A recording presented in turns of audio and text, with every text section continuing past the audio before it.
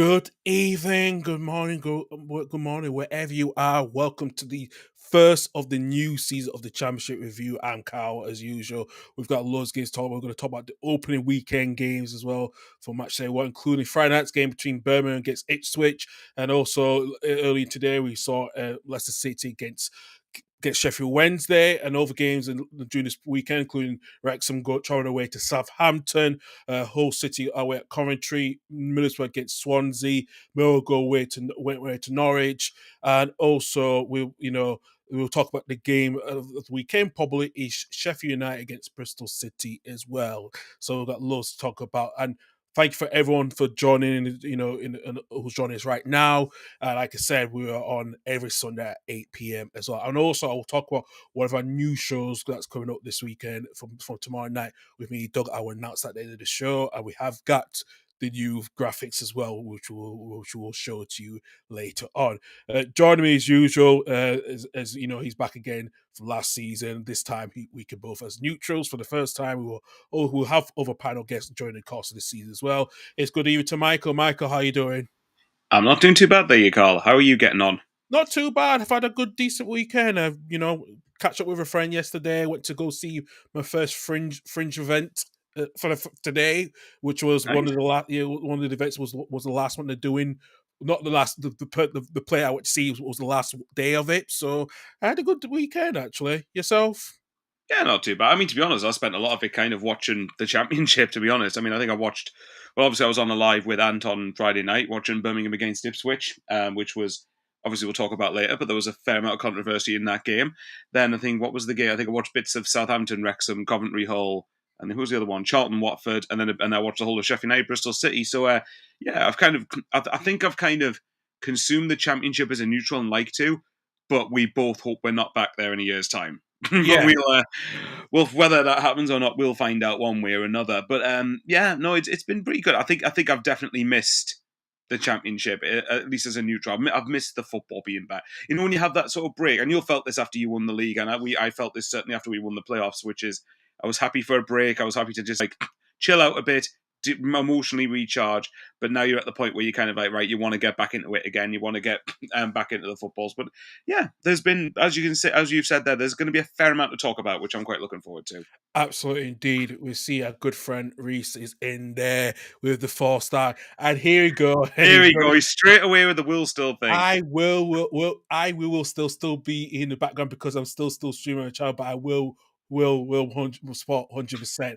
That's a fair play, Reese. A fair So the play. question is, will we still be committing to that, or will we still be going finding a way to say will still loads of times, and he still find a way to still will? I think this is going to be very common on us Yeah, on this probably. show every He's much Sunday better at now. doing that than me. I don't know. We said in the group chat that we've got together that he must have the biggest lungs of anyone that I've ever met, Yeah. because I can't understand how he's able to talk like that while not losing his breath once and still maintaining a speed of talking when talking about Will Still. Like, how he does it, I do not know, but it's hilarious.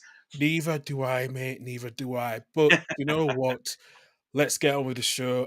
We're glad we're going to kick off with Friday night's game between League One champions, who Birmingham City gets relegated, the team relegated from the Premier League, Ipswich Town. And I have to say, very controversial game, Michael. But out of the latter of the two teams, who do you think performed better? Oh, Birmingham. Out of the two of them, Birmingham by a country distance. Obviously, I was, like I said earlier, I was on a live with Ant on his channel watching it, and I think, to be fair, I mean, Ipswich had a, I think the only chance I can remember Ipswich really creating before the penalty was the one when Birmingham were playing out the back and Sammy Smodics managed to put it wide. The one where it was like the edge of the box and he managed to shoot a shot that curled just wide of the left hand post. Apart from that, though, I think Birmingham kept Ipswich out relatively comfortably. I don't think Ipswich really had much about it, and on some level, that's because Ipswich were poor. But I think you also have to credit Birmingham for that. I think Birmingham were aggressive, were right in Ipswich's faces. They were first to the ball more times than not. They were. You could. I mean, I didn't see, obviously for copyright reasons. Obviously, I couldn't have the sound of the game on or the coverage while we were live. But from what I did see and from what I saw in the EFL highlights, it seemed like the atmosphere was raucously loud, and that's Fair. fair. And fair play to them, by the way. And fair play to them, when Stansfield scored, the place looked like it erupted. It was really, really good. But out of the performance, I think Birmingham performed by far the better on the night. And I think a lot of Ipswich fans would probably say that's a point kind of stolen in some senses. Kyogo, I don't know what you think. I don't know, because I'm guessing, did you watch the whole game? I did watch the whole Yeah. game on Friday. Yeah, Yeah, for me, Kyogo was man of the match. I thought Kyogo was outstanding up yeah, front for Birmingham. I thought that, and Jacob Greaves and Dara O'Shea, by the way, are no slouches at this level at no, all. They're both probably going to be among the top. It should be among the top end centre backs in this division. And Kyogo ran them both ragged all game. He was unlucky in the first half not to have a goal that was. Sorry, he was unlucky to have a goal chalked off for a foul given it against him, it which I haven't looked at. didn't It didn't just it soft, was wasn't not a it? foul. Yeah, No, it was very, very soft. So he was very unlucky in that regard. But then obviously he had a big part to play in the build up play to the goal, where obviously it was him who kind of done a lot of the hard work. Where if you notice as the keeper's coming out, he dinks the ball sort of past him and it hits the post. And as he's sliding down onto the floor as well, so he's having to do it from a bizarre angle really to aim the shot. But obviously it falls kindly to Stansfield. So I don't think Kyogo would have minded too much, but Kyogo was excellent, but Birmingham's general performance was very good. And while I've said and I stand by that, I think their chances of, I think people saying they've got a chance for automatic promotion, for me, it's a bit overblown. But having watched them properly, if that one game's anything to go by, you'd be staggered if they're not at least challenging for the playoffs, because they look really good. yeah, They're up against essentially a championship super team, and I know that Kieran McKenna's obviously talks about the depth not being quite what he would want it to be. But at the same time, when you look at off the top of your head, who started? Leif Davis, Dara O'Shea, Jacob Greaves, Sammy Smodix was amongst it. Jack Clark. I mean, Jack Clark was pretty anonymous, but I think that's down to the system. yeah. Ogbene on the right hand side.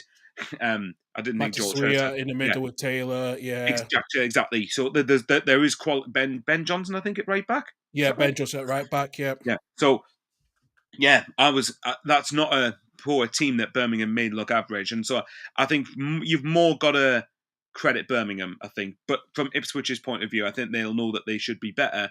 And personally, I thought George Hurst had a really poor night. I don't think much. And I think it was down to Birmingham centre halves. They dealt with him better, but I think it's not Newman even and just. Kleiner played very well against him on Friday I night. thought they did as well. I think also George Hurst, nothing just stuck with him, and it's not his fault, but you can tell there's a big jump from Liam Delap to George Hurst. You can tell there's a big jump in or drop in quality, but Drop. Yeah, that's why I think Ipswich are wanting another forward, and I think if they get, and to be fair, if Ipswich get another forward and maybe a deeper midfielder, then I think that as long as they're decent level, then I think there's every chance that McKenna should be more than content with what he's got to work with. But either way, yeah, no, I think from Ipswich's point of view, very good point in the circumstances.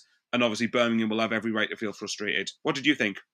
I thought the same as well too. Actually, I think Birmingham from the first minute, the atmosphere was electric. I know one of my old school friends. I always thought he was a Huddersfield Town fan, but he was a Birmingham City fan, and he went to the game on Friday night. I could from I looked on his story, it was electric. The atmosphere was electric.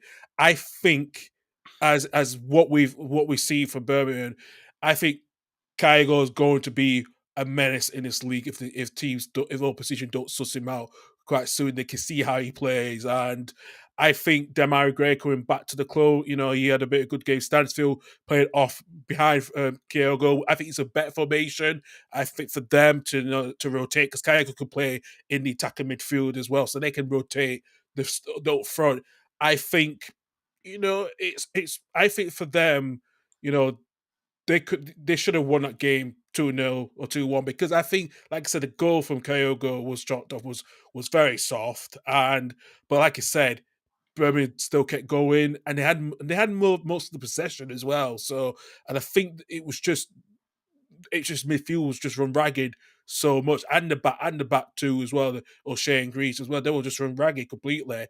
I felt like that they couldn't not get into the game, not till late in the second half completely. When at some point, but as I said, I think for Kieran Kenny, he's got I know he's frustrated. He wants a bit more depth. When you have a drop down from losing Liam Delap to go to George Hurst, that is different. It's huge, Yeah, and I think he's got to find that striker at the moment as well. And it's debatable when we do see that as well. If McKenna does bring someone in by the end of the transfer window at the end of this month, so it's going to be it's still a lot of time that needs to be done for Ipswich, but they are still my favourites to go up. But I feel like what Michael's just said in the group chat, actually in the chart, he actually said Jack looks like a shadow of the player Yeah, that play. So the McKenna's not playing too strong. Is that a good fair assessment on that? I'd say so. I mean, from what I've heard, apparently McKenna is Jack Clark to some. I think from what I've seen of him at Ipswich, he seems to play more of a narrow sort of role. At least on Friday, I can't remember him being out wide too many times. And Jack Clark, No. when not as in out and out, like you might be like wide of, like, you know, say if it was like a three up front, but it's kind of like two narrower wingers, so they're out wide, Yeah. but they're not like out wide. Whereas Clark for Sunderland was basically like the ball on the left, give him the ball on the left hand side, and he often would run ragged around a lot of teams. If you look at an example, okay, granted they were horrible standard that night when we played them, but if you look at our 3-0 win against Sheffield Wednesday, I think it was like September 2023, and basically a lot of it was down.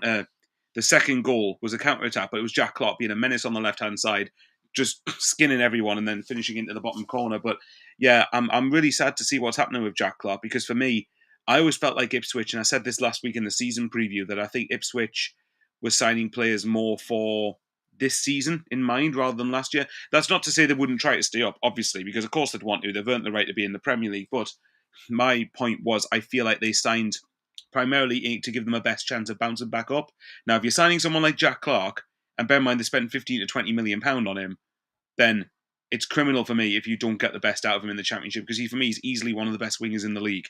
I don't know what it is. Maybe it could just be a case that him and Ipswich just don't fit and just don't seem to, because that sometimes does happen. Even if a player is great, sometimes they just don't fit a certain club.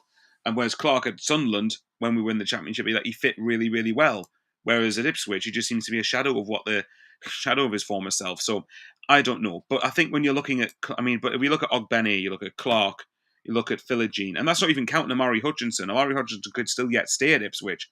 My gut says he probably goes to Brentford if Wissa goes, if I'm honest. Yeah. But but even if he goes, Ogbene, Philogene, Clark, come on, they're still more than good enough options at Championship level to be able to dominate a lot of games. But in fairness to Ipswich here, in fairness to him, Birmingham away, I think Kieran McKenna was right when he said this. Birmingham away will be a very hard game for a lot of teams, I think.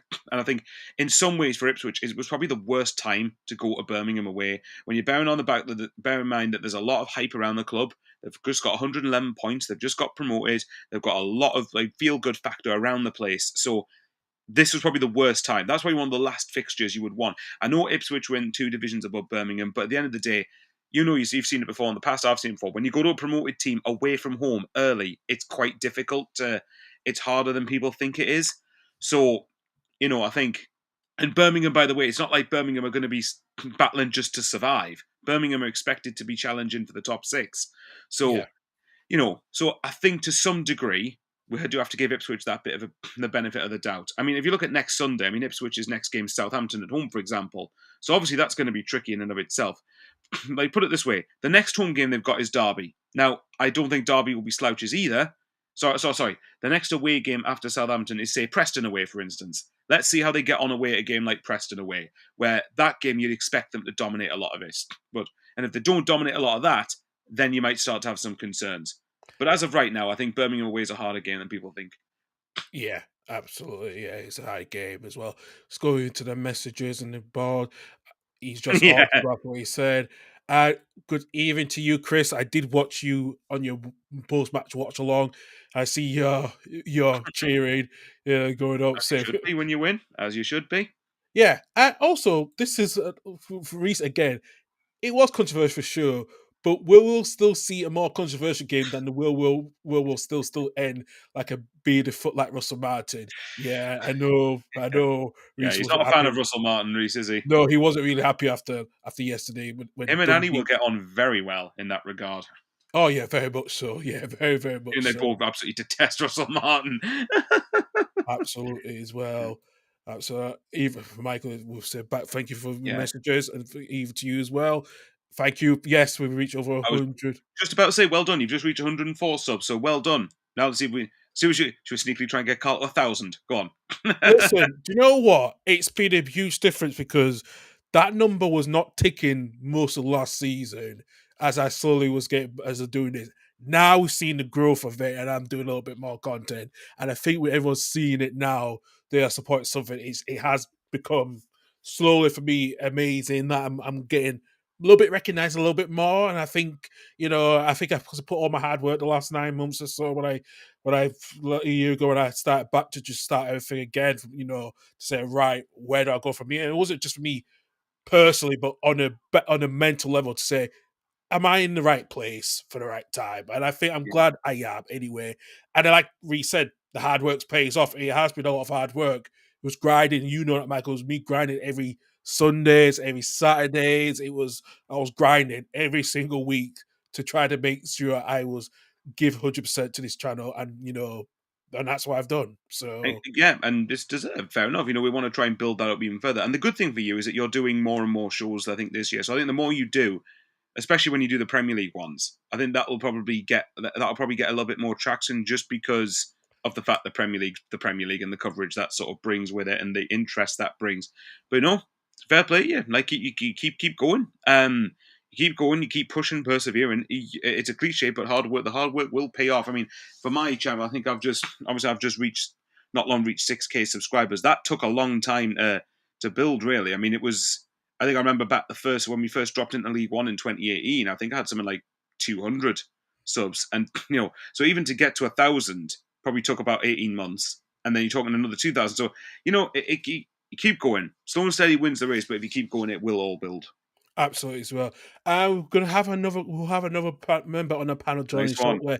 Ant is actually on his way home, so he will join us shortly as well. I Once he suspect get, he will be pretty happy.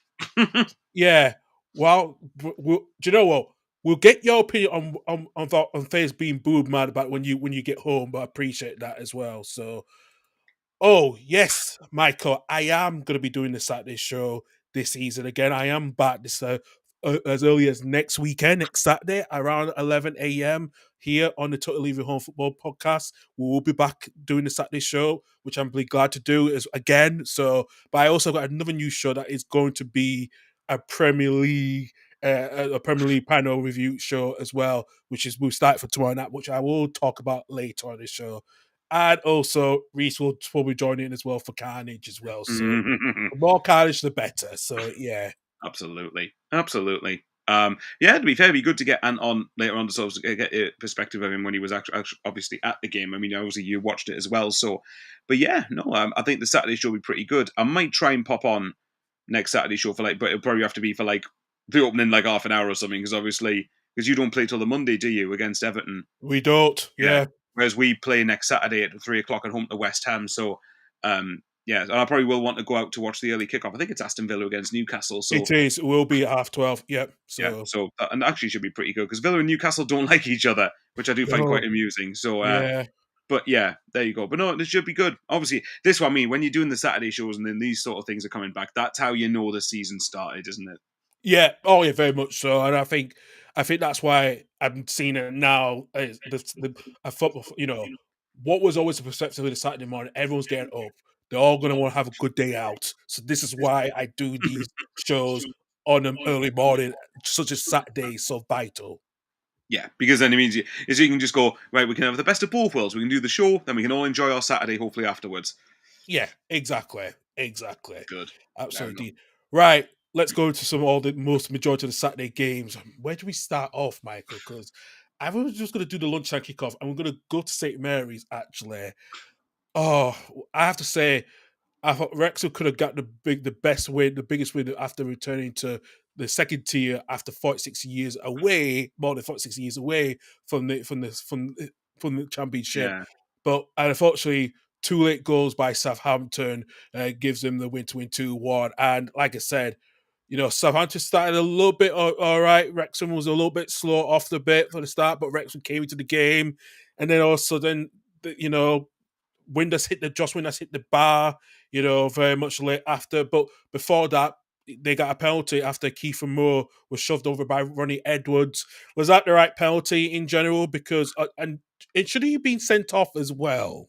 yeah. I have heard the controversy around that. I need to watch it again, I think. But from what I can see, yeah, it was a pen. I don't think there's any complaints about the fact that when Kiefer Moore was running through, and then Ronnie Edwards maybe, and I believe he's quite a young player, Ronnie Edwards, isn't he? So probably showing a bit of naivety there, but that'll be solved with experience and exposure to playing games. Yeah, it was. There's no question in my mind it was a penalty, and it was good to see Kiefer Moore doing well after his last action at the end of last season was to give Tommy Watson the ball to help us score and get promoted. So I will always have a lot of soft spot for Kiefer Moore. Well, if you're Nathan, then no. No, probably not. But well, I put that in the group. I was like, "Excuse me, Nathan. I will not have any Kiefer Moore slander. He helped Sunderland be in the Premier League, so let's Yeah, shut that up right now." But look, being serious though, look. To be fair to Wrexham, and I've got my concerns over how Phil Parkinson will do in the Championship. But I've got to be fair, Wrexham. I thought they were pretty good in the first half. I thought Wrexham were obviously did Wrexham dominate the game? No, of course not. no. But you bear in mind, even with the players they've signed, you're up against this. You're up against one of the relegated sides, a parachute side, who's got Ronnie Edwards, Jack Stevens, Flynn Downs, Shea Charles, Ryan Fraser, Adam Armstrong. All them, for example, are names who've just started the game. And we've got to remember, Southampton's bench will be full of game changers. Like, look at Southampton's bench: Cameron Archer, Ben Brereton Diaz, Matthias Fernandez, Ryan Manning, Ross Stewart amongst it as well. Come on, like that's an embarrassment. And obviously, we know about how many of those players will still be there at the end of the window. We have no idea. But Southampton's squad, of course, was going to be just better than Wrexham's. But with Wrexham's, in fairness, I think they did really well in the first half. I thought they had the better chances. I thought they frustrated Southampton really well. I thought Wrexham's shape in general was class. And they actually had I remember Conor Cody had a free header at 0-0. Sorry, not free header, a free effort on goal, really. That he should have been at least getting on target in the build-up before the penalty. So good for Josh Windass to get off the mark, obviously, after moving from Sheffield Wednesday. But if you really look at it, and even Wrexham's team, I'm thinking, I like the look of Windass, I like the look of Kiefer Moore, Lewis O'Brien. We know he's got bags of experience at this level. Conor Cody, I know Ant really doesn't like him, but I stand by for Wrexham. I think he should be a pretty decent player. So I think Wrexham can certainly take a lot of positives, even though, of course, the way that they lost the game was very cruel. Like when you get to Yeah, the 90th minute and you're still 1-0 up and then you end up losing. And I think, look, fair play to Ryan Manning. The free kick is absolutely stunning. yeah, it was. And it says a lot that you could argue it's not even the best free kick of the weekend, but No, we'll but talk about the best free kick of the weekend oh later on. yes, we will talk about that. But Ryan Manning's free kick is really, really good. But you got the sense that from then on, if there was going to be a winner, it was going to be Southampton. But I think it's one where it's you could argue it's a bit poor from Wrexham to concede again. Like if you come away even as late as the equaliser was, if you come away from St Mary's with a 1-1, if you offered Wrexham fans that before kick-off, I think a lot of them would have been absolutely buzzing with that. Yeah, And so obviously, but it's a lesson for Wrexham to welcome to the Championship, basically. And this is where I've said with Wrexham that I think over the course of the season, they should come to realise that they're not the biggest fish in the league now, where they're up against teams. They'll argue they're one of the bigger clubs. There's argument for that, I think, but at the same time, they realise that actually you're up against clubs that have got much bigger resources, and obviously, again, Southampton, Leicester, Ipswich, Sheffield United to a lesser degree, parachute payments. There's other clubs that aren't parachute payment teams, let's say Coventry or Norwich or Middlesbrough to a degree, that have got players that are worth more than the players that are on, let's say, someone like George Dobson at Wrexham's worth, or on, for example, as an asset. So, but having said that, I think Wrexham didn't disgrace themselves. I don't think. I think they played. I think for the most part, from what I've saw, they played, like I said, first half they played really well. They obviously restricted Southampton. They should have gone. They argue they should have gone 2-0 up. Before obviously Ryan Manning's free kick, when I think it was it Windass who had a 1-on-1. I yeah, think it was. Oh, it's close enough to a 1-on-1, and then Banzunu obviously makes a massive save to keep Southampton in the game. From Southampton's point of view, for Will Still, it's a really, really important win because I think that's a game that, although playing a promoted side is never easy early doors, Southampton, I think Southampton fans would have been disappointed not to have come out of that with 3 points. So, and it's good for Southampton's point of view after the demons of last season to an extent, where it's just kind of unleashed in the last 10 minutes, where you score 2 goals late on to get a win. Obviously, there's still areas Southampton could probably do with improving. I think maybe another midfielder wouldn't go amiss for them. But yeah, for Southampton, I think it's a very important win on the opening day, and Wrexham can take positives from it. yeah. Absolutely, can do as well too. Rex could take positives from it, despite their losing Yeah, that'll be one of losing the 2-1 hardest game. games they'll have all year as well. Oh yeah, absolutely indeed. So please, everyone, get your chats in if you want to chat and get your message in if you want to ask us questions or even say your opinion on this over this weekend for the first game day of the week of the season in the championship. Please get your message in through the chat, and Yeah. also please hit that subscribe button. The more we do, the more content will bring out across of the season as well. So Do you mind if I quickly? I think there was a question Michael asked me earlier, and I think it was yes, yeah, I did want yeah. to go back to you that one, Yeah, I'll and that quickly was the answer this question. because I know sorry, Michael, I realised I didn't answer it. Would I take Jack Clark back at Sunderland? um, no, probably not. Not now that we're in the Prem. I think maybe as a squad option, I wouldn't be against it. But if you're asking to start, I think as harsh as it is, because I really am a big fan. I'm a big Jack Clark fan. I think we probably would need better in the Prem, personally. Yeah, okay, no, that's a fair point. That's a fair point, especially as well. Well, okay, moving on to the Valley, and what a stoppage time late winner for Harry Nips, who came on after 11 minutes. Made his travel debut. They beat Watford 1-0 this past weekend. Listen, this is probably a good win start for Nathan Jones, who's brought Charlton back to the Championship.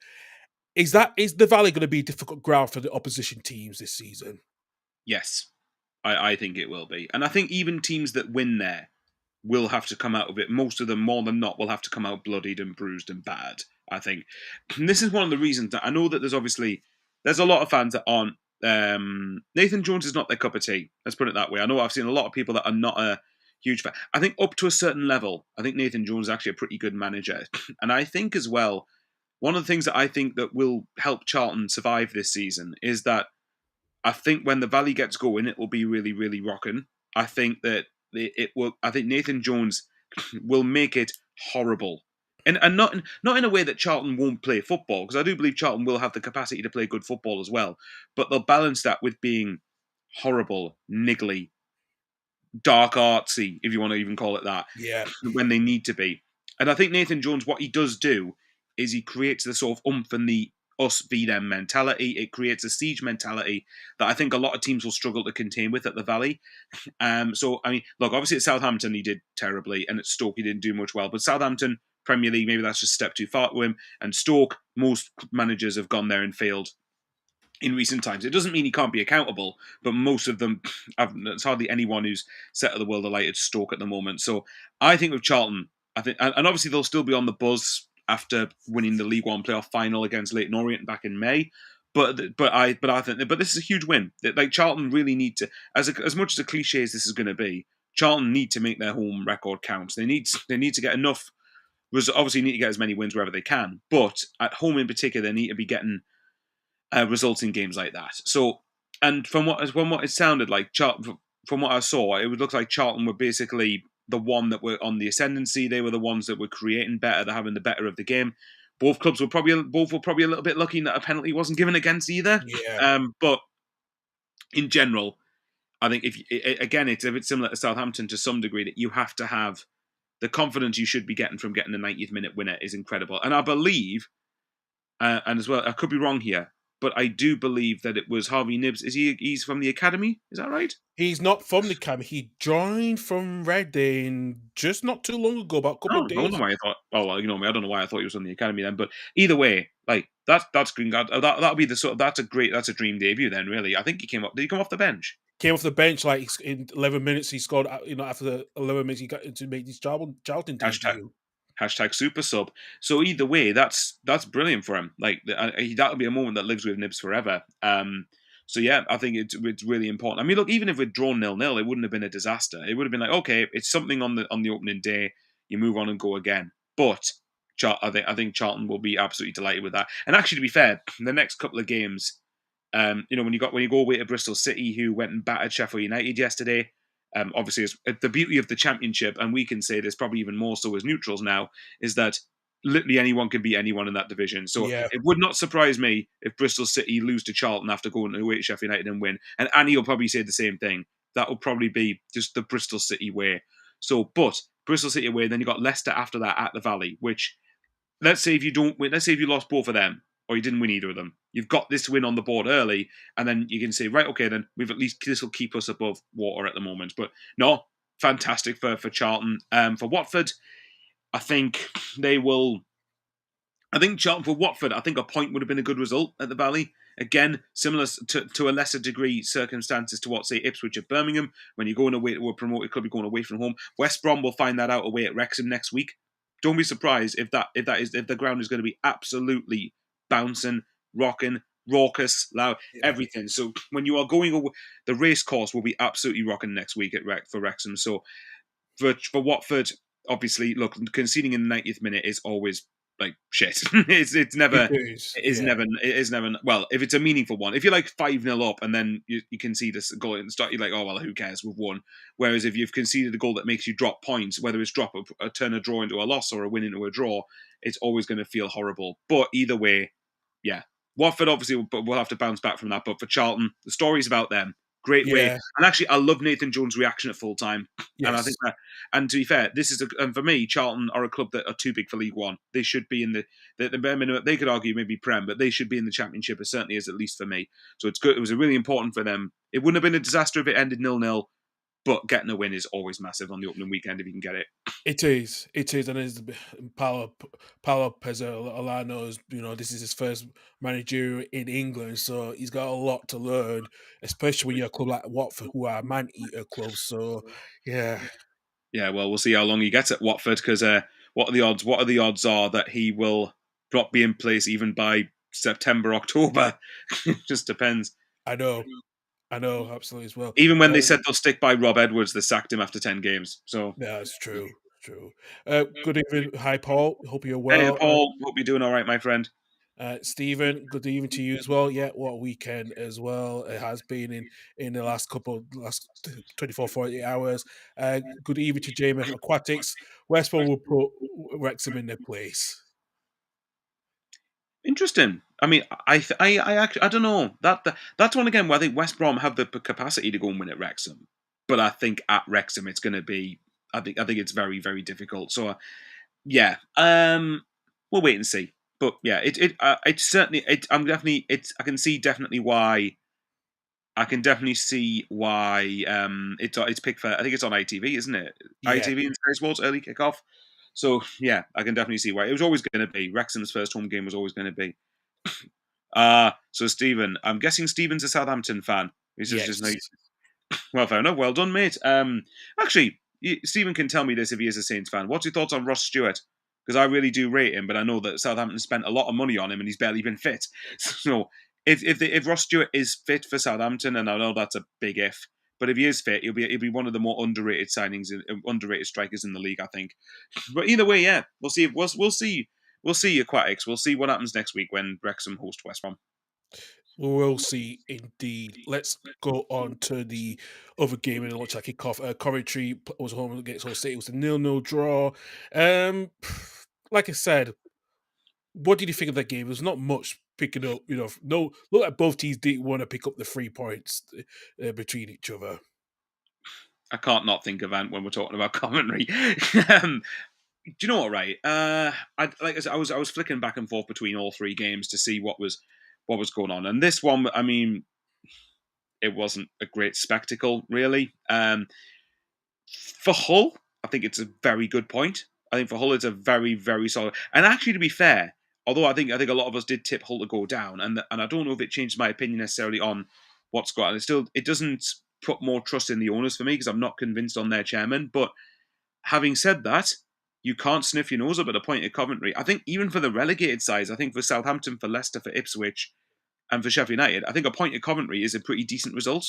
And for someone like Hull, I think it's a really good point. Hull, I'm trying to remember. I think in the first half, from what I can remember, from the bits I did see, I thought Hull looked the brighter of the two, Yeah, without being overly dominant or anything like that. I did think they looked the slight brighter of the two. Saying that, I think Sakamoto had an effort in the first half, which obviously just his shooting goals just went past the left hand post. There was one. I was going to say there was a really big effort for Hull, but I think it was one that was given us offside in the first half. I think at the end of the day, once it got to the last 20 odd minutes, I think Hull kind of went into the if we can nick one on the break, brilliant, but it's not lose territory. For Coventry, I think obviously Coventry will be the more disappointed of the two at home, but again, at least it's a point on the board. It's a start. If I'm right, I think Coventry have lost their last couple of opening day fixtures I Yeah, know they last have. year they lost away at Stoke, I think, and I believe the year after, yeah, the year before they lost away at Leicester. So, although it's at home against Hull, you'd want to be winning. Getting something on the board is at least a positive. Obviously, it can sort of give them a bit more to build on in terms of the games coming up. For Hull, like I said, it's a very good point away at Coventry. I think for Coventry, we just got to make sure Frank Lampard can find a way to blend what his best forward is, because we know obviously Hadji Wright is streaky, but we know when he's on it, he's one of the best forwards in the division for me. Mm. So it's about finding a way that suits him and gets the best from him. Thomas Asante is obviously still amongst it as well. So yeah, like I said, there really wasn't much to sort of talk about with this one. But yeah, I'd say it's not the end of the world for Coventry, but it's a solid result for Hull, I think. It is a solid point for Hull. Paul's just come in and said Coventry Yeah. always start, and I think there was historically always been a slow start as Coventry, which has always been not surprisable. And Stephen did come back with this. He thinks Ross Strait. I hope he delivers. Injury actually could be better if he stays injury free. Let's hope we stick with Will. So Will yeah, Southampton still stick with Will Still, or will Southampton still try to stack Will Still if they don't start well because they won't have enough will to still stick with him? There you go. Yeah, Reece, you're definitely better at that than me. I think just to quickly add to the Coventry thing with Paul, yeah, they do start iffy, but I do wonder this season for me will answer, is that a Coventry thing or a Mark Robbins thing? That's the big thing for me. yeah. That's a good question, actually. That is a good question. Yeah. We'll see it in the next couple of games after the end Well, after yeah. August. I'd say after about 10 games, that question will probably be answered. For now, though, you don't know. What was this one that Aquatic said? I'm a Birmingham supporter. My head says top 10. My heart says top 6 for us. I'll tell you what, to be fair, I think I had you 7th, I think, in my predictions. But if you play like you did on Friday night, I would not bet against you finishing in the playoffs, I certainly. had to put them in the top six. I put them in. I think well, it was sixth or fifth. It was, I did put I Yeah. put Well, they're yeah, above. They're level with Ipswich and above Sheffield United, and level with yeah, that's Coventry. true. So just discount the fact it's one game. But we'll. No, to be fair, mate, I thought your performance was very good on Friday night. I was very impressed with the way Birmingham went about it. Yeah, I agree as well. Let's go to the Riverside Stadium. Rob Edwards getting his first win as Middlesbrough manager by beating Swansea 1-0 from Dial Fry's header. And a very, very goal as well because he doesn't score. This is his third goal in more than 270 appearances for the club. So it's very rare Wow. for him he gets a goal, but he celebrated his 10th anniversary of Middlesbrough debut in style. So, yeah, what do you think of this game? Was that a good start for Rob Edwards to, to try to get the 3 points on the board for Borough? Yeah, I mean, this was a game that certainly I think Rob Edwards would. I think if you asked Borough fans, I think a lot of Borough fans would have been highly disappointed if they didn't come away with 3 points. Again, unless it was a situation where they had a man sent off in the first 5 minutes and held on to a 0-0 or something like that. But going into it, certainly 11v11. You'd be. I think Middlesbrough would be needing to win this game, and from what I can see from the stats, especially the XG, and I'll leave people to decide if they like XG or not. But I could give or take either way. I'm not too fussed on it. For me, though, I think the XG stats kind of tell the quality here. 0.34 for Borough, 0.09 for Swansea. So I think that's going to be. So it didn't, and from what it sounded like a very low quality game. But at the end of the day, it's similar to who was it who said it about? I think Chris Wilder said it on Sky Sports, where for Will Still at Southampton, the main thing on the opening day is to win your first game, and I think Yeah, that applies to Rob Edwards at Borough. I still think Rob Edwards will prove to be a decent appointment, actually, but there's no getting away from the fact that I think he needs results, obviously, to have the time to be able to try and deliver something longer term. So, but for this game, it was vital for Middlesbrough to win it, and to be fair, decent header. It was a decent corner from Morgan Whittaker, who I think we need to see better from in a Middlesbrough yeah, shirt now. Because, with all due respect to Plymouth, and I've got a lot of time for Plymouth, but he's moved to a higher level in the ladder now, and this is where he needs to start showing on a more regular basis that he deserves to be a top end that he deserves to be spoken about as a top end championship player. But fair play, got a match winning assist here. Del Fry obviously scored, celebrates his 10 years of Borough in style, obviously, by scoring the winner. So I think Borough are still kind of a work in progress for me. They still need somebody to adequately compete with Tommy Conway up front for me. But having said all of that, it was vital to win, and especially when you look at trips to Millwall and Norwich, and then a home game against Sheffield United follow. So yeah, I think if you're looking at them in August, I think this was the game you look at and you go, yeah, that has to be 3 points for them. And it was vital for Rob Edwards to start well. We all know how fickle football fans can be, so it's just all about getting the first win, even if the game wasn't very good. Yeah, absolutely. Yeah, it was, especially at the start of the season. It's mainly for when you like what Chris Wilder said. If you're a new manager at a new club, you got to get your first win of Exactly. the season. The sooner you get your first win, the sooner the monkey's off your back. Yeah, absolutely. Good question, Stephen. We spoke about this last week in the championship preview with Ant. I will, for You're what we better off know. asking Ant this question, really. Yeah, we know he said briefly to us last week that there maybe not be a points deduction, but no one knows the information. So I think if we could leave the answer for Ant when he comes on again, when he comes on Yeah, shortly, that will be good. I will bring this back up for you, yeah. Stephen. I'll But bring it back. if you want me to answer it quickly now, Yeah, um, I think with the points deduction, Leicester should still make the playoffs. It depends on unless they get a 12 point minus 12 points deductions, that might throw it into a bit of doubt. But it would. unless something extreme happens in terms of the amount of points that they get deducted, unless it's extreme, I still would be very surprised if Leicester didn't make the top six. When you look at the players that they've got, when you look at the players they've got, it's players like well, okay, I know Ant doesn't like him, but say like for example, Vestergaard, Faes, both should be top end championship centre halves.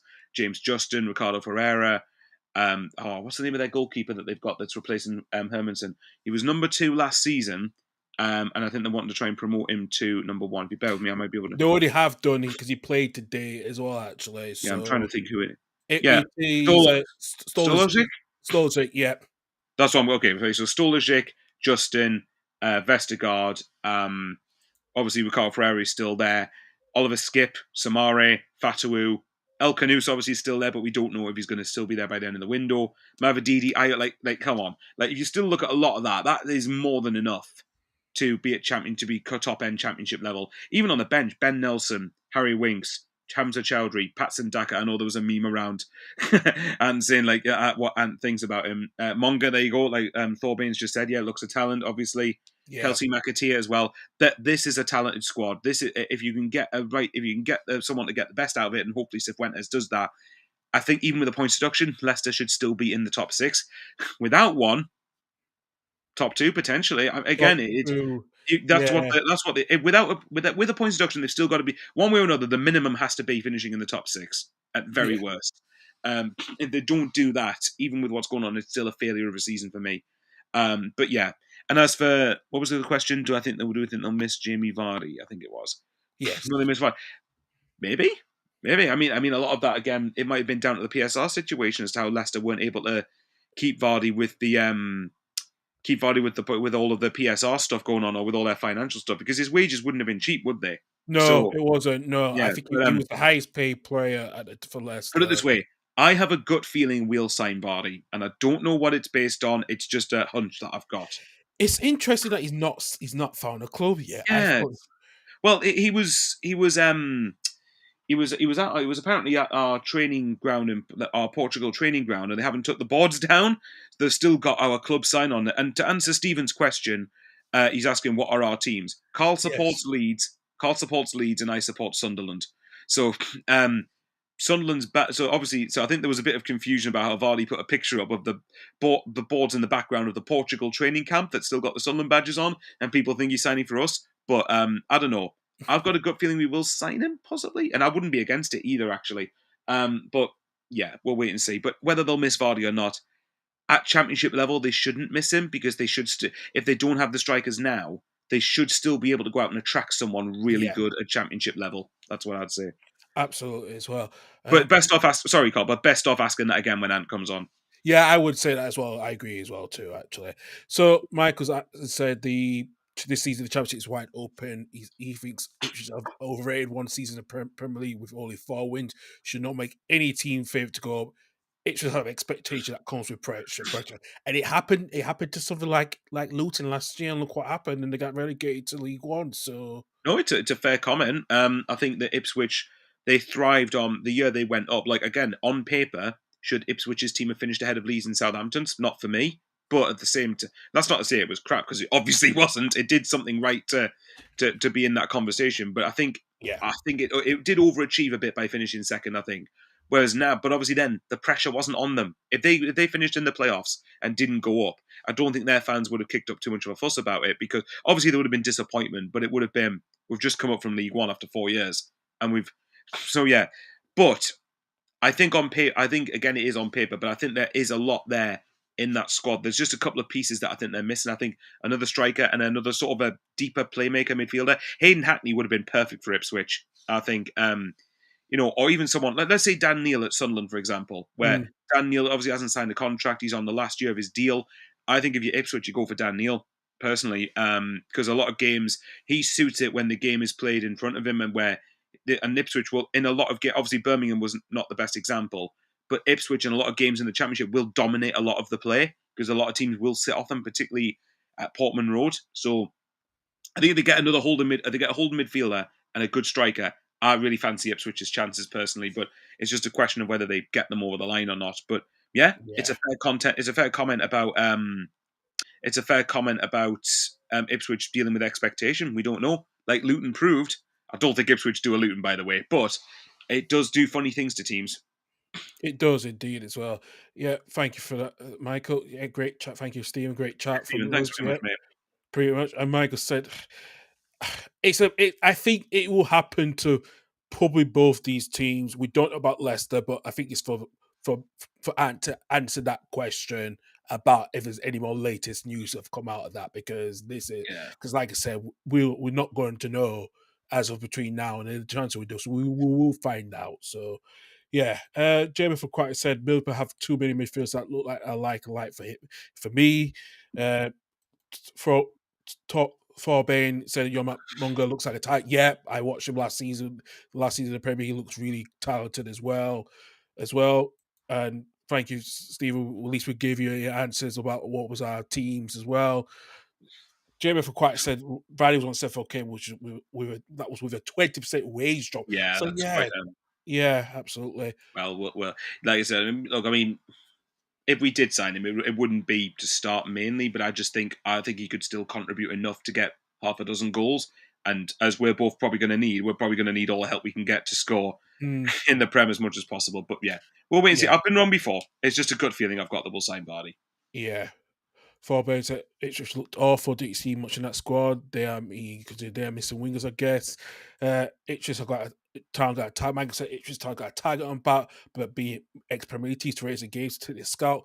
The teams were doing to Leeds, Yeah, particular last season. It just had no pressure first time around. That's agreed. Yeah, I agree with that. yeah, Uh, fair enough. Forbes said it just Mitch filling in Gene and Hutchison on Friday, which I think they're happy. I think if Hutchison does go to Brentford, that is going to be, I think it's just going to be need to look for a really good quality striker up front, because that is going to be the issue if they don't find a replacement for Do you Omari know? Hutchinson. Yeah, do you know who, if Hutchinson goes, well, I think Ipswich should probably look at, and I think you've been linked with him actually just very recently, Ben Doak. Um, Yes, but Now, I think whether Liverpool Ben want 20 million, and that's the thing. So What I was going to say was it could be a case that Ipswich offer. It depends if Liverpool are open to this though. If they're open to a season-long loan with an obligation or an option to buy. But if mm, Leeds are linked with him, I would imagine that Liverpool would rather sell to Leeds, for example, because you should be able to have the money to go and pay that. So, but I think if Hutchinson did leave, I think Ben Doak would be a perfect sort of fit really to sort of go for it, because he looked really good at Middlesbrough last season. yeah, he Obviously did. there was patches in form, but that was his first season at Championship level, so it was obviously going to be, and he's still very young. But he was one. But I think Borough definitely missed him when he wasn't playing. So that's what I'd say. But yeah, I mean, well, we can see. Yeah, they did miss Philogene and Hutchinson, but even if Hutchinson could just go, Philogene, Clark, and Ogbene should still be three exceptional options Yeah, at this level, and it's up to McKenna to devise a system that gets the best out of them when they're all together. yeah, absolutely as well. Yeah, he needs to develop to get the best out of them if they do keep one or two of them after the transfer window. Moving on to Millwall's first win at Norwich since 1968. They beat Norwich 2-1. You know, Negley scored his first goal of the season as well. And there was a bizarre goal from Josh Sargent, who Yeah, actually, yeah. That's really bizarre. I didn't realize since 1968. Wow, fair enough. So what's that? 57 years. That they. Wow, fair play. I'm actually in a way when Alex Neil's managing them, I'm not surprised because he has a very good knack of beating his former clubs, He which I've does. noticed quite a lot. Obviously, he beat us a couple of times when he was at Stoke, and obviously has beaten Norwich a fair few times at different clubs. So yeah, this is strange. Well, I watched Talk Norwich City's video, and I'd recommend people go and subscribe to that. It's a great channel. And I was watching Chris Reeves' reaction at the end of the game. It did sound like Millwall were the better team and did end up deserving the win in the end. But I mean, you're looking at the. I mean, so for Millwall, excellent win away at Norwich. And yes, you can say that obviously Norwich are trying to find their feet because they've signed a lot of players we forget over the summer. So I wouldn't be surprised. It will probably take a bit of time for them to gel. Obviously, that won't be an excuse to start really poorly, but it's a factor in if they do start poorly. But for signings like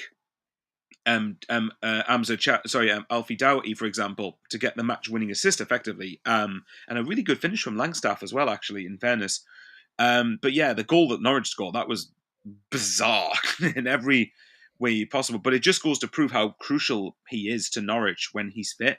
Um, Whether Josh Sargent will still be there at the end of the window, I'm not sure. It No, depends if an offer what Norwich value good enough comes in. But yeah, but I think you've all got to credit Millwall for this. It's a really, really impressive win, and I've said I think I wouldn't be surprised if Millwall and part of it is down to Alex Neil. I wouldn't be surprised if Millwall are in a very big dark horse for the playoff. I mean, maybe not so much a dark horse or an underrated shout because I think a lot of people are saying Millwall. But yeah, no, I think you've got to give them a huge amount of credit for that. Going away to Norwich, which isn't an easy place to go, even if they are having a lot of players gel together for the first time and play together for the first time. Obviously, not the start Liam Manning would have wanted, but no. it's early doors. It is early doors. So yeah, I think work to do for Norwich, and obviously some sort of not bonding. What's the right word? Gelling and getting to know each other better, like in terms of the way each other's. They would like develop partnerships on the pitch, develop a knowledge of the way each other play it, so it becomes instinctive more than anything else. But Millwall, fair play to them, great win for the first time in 57 years away at Norwich. So yeah, they'll cue the narrative of Millwall that this is going to be their year probably. It will be interesting. It will be interesting with Absolutely, that one. Let's go into the messages just to have a look here as well. Yeah, it feels like so many people have written off Leicester off as well as they take pressure off them, unlike fair Southampton point. and Ipswich. Yeah, most of the Championship clubs are looking for players that can get some sort of solid value as well. That's a I'd fair even say point. some Premier League clubs are looking to do that as well now. Unless Yeah. you're an elite level club, that's just part of the way it's going to be. I think now, especially with PSR. Oh yeah, very much. Yeah, very much so as well. And one of there was other message in there just trying to Michael's just said Ipswich and Birmingham are fighting for the signature of Chuka outcome from Ajax. He's yet to commit for other team that is about around £7 to £10 million. Where do you think he will go? It's a weird one because I'm trying to bear in mind. Um, I think it was. I think Andy said this in our when me and Ant we was talking to us me and Ant on Friday night. They were talking that Chuba Akpom's best season, which was a Borough under Carrick, was when he was playing in the number 10 behind a striker rather than being the number 9. But the problem is he's not going to displace Smodics, really, is he? Or he's going to find it hard to displace him. So my gut says he goes. Oh, I don't know. Actually, I honestly could make a scenario where he goes to either. Yeah. Money, what Ipswich have the advantage. I know Birmingham can obviously spend, but Ipswich should be able to offer more in terms of being a parachute team and being able to offer that sort of thing. My gut says he ends up at Birmingham. Again, it's based on a gut feeling. I know, obviously, Aquatic says Ipswich. I hope so. I'm presuming that means he doesn't rate or they don't rate Juba Akpom that highly. I would think. I mean, logically, it would make more sense for him to go to Ipswich because I think because he's going to find it hard getting into Birmingham's team ahead of Stansfield or Kyogo, for example. Yeah. Whereas Ipswich have a vacancy in the attacking third, pretty much. Like, because I know George Hurst scored the penalty, but I think the Ipswich will probably want better than him starting most games. So I don't know. I'm leaning Birmingham at the minute, but it's like a 51-49 percentage. I could genuinely see him going to either, and I wouldn't be shocked. Yeah, Jeremy Aquinas thinks he will go to Ipswich, very much for his own opinion. Yeah, Yeah. it's interesting. It's interesting Where do you how that. think he'll go? Ooh, It's I hard, isn't think, it? Because there's genuine cases for both. Yeah, there is genuine case for both teams that he can go to. He could go to a team that is very ambitious in the championship, really going places, or he could go to another to a championship team that is going to be fighting to get back up to the Premier League and should be easy get back to promotion. But it's a hard one. No, it is. I mean, there is, like I said, there is honestly a genuine case for either of them. So we'll see. Like I said, my gut says Birmingham at the minute, but again, if he goes to Ipswich, makes more sense because of the fact they've mainly got George Hurst, and I don't think they've got anyone else who's. I mean, Broadhead can play there, but I think he's predominantly play. I don't know. Well, actually, I don't know. Broadhead might be a way to Wrexham. This is the Yeah. problem with it still being the window opening. A lot of it depends on if one player moves one way, then it allows another vacancy. It allows someone else to move another way. So it just all depends, like all the switching around and everything else that goes on. So yeah, Mm, I'm like I'm probably leaning slightly more towards Birmingham, but I'm not sure. It also might be that whichever team, what was it? If Ajax is wanting around 7 to 10 million, it could come down to just who pays more. If they're yeah. both paying the same, then obviously it comes down to Akpom. But yeah, Ipswich. You would imagine Ipswich will be able to pay more, but Birmingham are splashing the cash, so who knows? Yeah. Yeah, they are absolutely indeed. Going on to looking at the game at Kasan Stage, Adrian Segit's scoring his championship debut at Portsmouth beat Oxford United 1-0. Well, as I say, Colby Bishop had his shot saved, but luckily that was a good win for Pompey to kickstart the second season alongside back in the championship alongside Oxford. Yeah, well, I keep forgetting it. It's these two and for Derby, isn't it? It's their sort of second season. Um, I think if you're Portsmouth, this is a game you probably wanted to be winning more than as in a realistic sense, be wanting to be winning.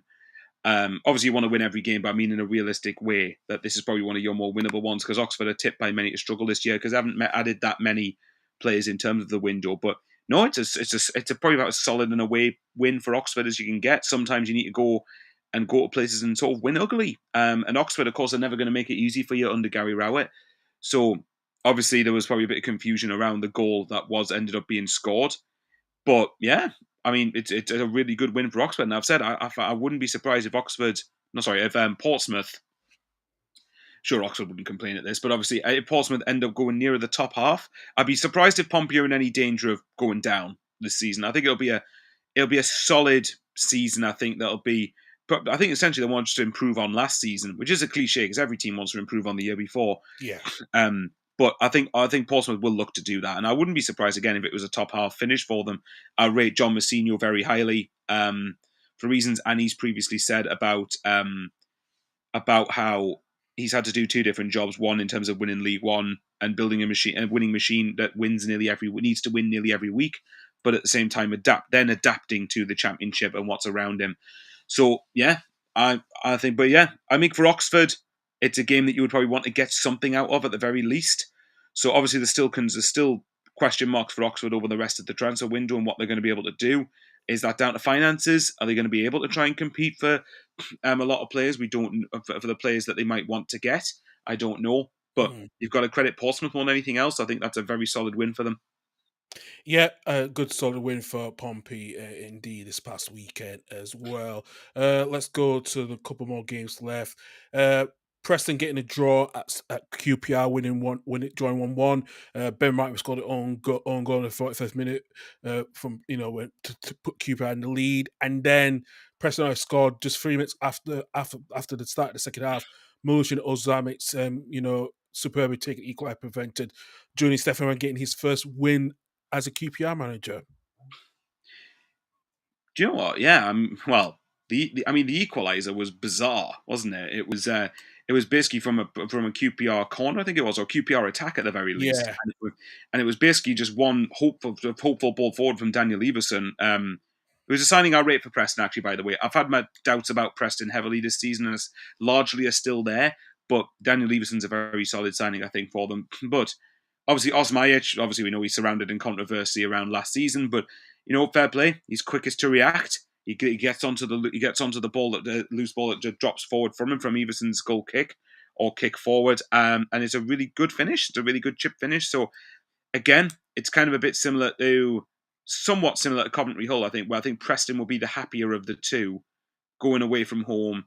QPR, who, by the way, there's some people I've seen the second tier pod tip them to be Ryan Juggs tip them to be do quite well and very big dark horses this season for a top six place. So if that is accurate, then I think you've got to. I think even it's especially good for Preston then.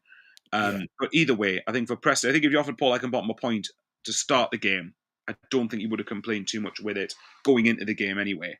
So yeah, Yeah. go on. Do you think Osama Magic's 15 goals last season, because he scored 15 goals last season, do you think that's vital for someone like to keep Preston up this season with his goal contribution after Reese left to go to Bristol City? Well, I was going to say that's going to have to be he's going to have to step up because Emil Reese. I know there's frustrations around Emil Reese's what he offers, as in hold up play, general play, bringing others into play, everything else. There's obviously frustrations around and debates around how good he is in that regard. But the serious facts, he scored goals for them. He scored what was it? I think it was over double figures for them last season, and he Yeah. ended up leaving on a free transfer. So. Someone's going to have to step up and replace them. And I know Osmajic would have got a few goals last season, but he would have to step up in regards of being able to sort of score goals, not replicate what he did, but replace the goals that they've lost in Emil Reese. So, yeah, but in a way, Osmajic strikes me as the type of person that would probably enjoy that. He probably, and I think a lot of people, a lot of strikers in particular, who are confident in themselves, would love the idea of being the main man and love to have that. So it just depends. It just depends on your mentality. Yeah. Sometimes people crumble on being the main man. Some people absolutely thrive on it. Absolutely, they do. They do really thrive on it if they become the main man, especially they play second fiddle to to another striker that's in the same role as you. Then yeah, it is. So, good point for Preston yesterday against QPR. Let's go to the Brett 365 Stadium yesterday. Well, I did not expect this the result. I thought Derby looked good after when Carlton Morris scored his first goal for the club after 60 minutes, but I said when Lewis Baker scored in the 70th, then two late goals in a space of with 100 plus minutes. Yeah, you'd expect Stoke to finish that in style to win 3-1 yesterday, Michael. Mumbuma scored in the 95th minute, and Soba Thomas, who joined from Huddersfield on permanent deal, scored in the 99th minute. Was this a better start for Mark Roberts he needs to do to make sure Stoke are not in the situation like they're always in that? Because we know that the second tier pod team did speak like Stoke slowly, dragging slowly down to the bottom three. Do they need to have a good start? Yes, I mean, again, like I'm being a broken record, saying I'm being a broken record on this, but the amount of false dawns that Stoke have had over the last few years is, and again, the stat I keep on mentioning is that if I'm right, since they dropped into the Championship, they have not once been in the top half, let alone compete for the playoffs, which is really poor. And more often than not, they've been battling against relegation rather than challenging for promotion. So for me, on paper, how Mark Robbins deals with the fallout with his assistant a year ago is going to Mm, be a big question mark, and how he's going to be able to adapt to that. But on paper, he should be a more than good enough candidate to turn Stoke around. But I said that about Alex Neil 2-3 years ago. And even Stephen Schumacher, who was harshly sacked from Stoke. A lot of the noise around that was that it wasn't the right call to sack him. So, but with Stoke, I struggle to get a bit enthusiastic around Stoke with what's happening. I think Stoke fans struggle with it, and you've got to feel for them to a degree because, if you keep on getting that mediocrity season in, season out, it is so hard to keep bringing yourself to go. You go to games more as a sense of duty for the loyalty surrounding your club rather than because you've got not a reason to go, but you've got the excitement to really get up for it. So but saying that, with what Derby have been tipped to do this season, I think you've got to tip them that this is a really impressive. Well, I say impressive. It's a really important win because often, I mean, Stoke obviously won the first game last season. I believe it was against Coventry on the opening day. I yeah, think so. Obviously, it's the first game. We need to see how they do coming up. But yeah, going 1-0 down, that's a test of character. To be fair, you've got to go 1-0 down. Sometimes it's easy to fold and to crumble. Obviously, Carlton Morris got a goal for Derby, and I think Carlton Morris will be a really good signing for Derby this season. Divan and Barmer ended up scoring. Sorba Thomas scored, so two debutants scored. I can't remember if both started the game, but they both scored on their first appearance at the very yeah. least. Any of them coming off the bench. So coming from behind, yeah, I think you've got to give credit to Stoke for this. But it can't be another sort of start well, so win the first game, but then start poorly. Then Robbins gets sacked. Someone else comes in. Honeymoon period. Then a slow. Then a slog. What is it? What I'm looking for? Then it's a slog. Then they stay up. Then the cycle starts all over again. At some point, this has to be broken. So that for Stoke fans' sake, they'll hope obviously that Mark Robbins is the guy. But it's a really big win. And for Derby, I wouldn't lose too much sleep over this. A lot of these results do tend to happen for them. I think if when they get back to Pride Park next week when they play Coventry, I wouldn't be shocked to see Derby win that game at all. No, I wouldn't be surprised at all either. We're just coming down to the last couple of games left. Go to the Hawthorns. Ryan Mason getting his first win as West Brom's head coach after West Brom beat Blackburn. It was 1-0 goal, or the goal from Isaac Price in the 15th minute. Daniel Furlong will getting, Darrell Furlong gets it off a high booking offense on Osani. But a good win for West Brom to get the winning start under Ryan Mason, who's now got his first managerial job. Yeah, well, this is a big one for him because he's obviously had a coaching role at Spurs, hasn't he? So, Yeah.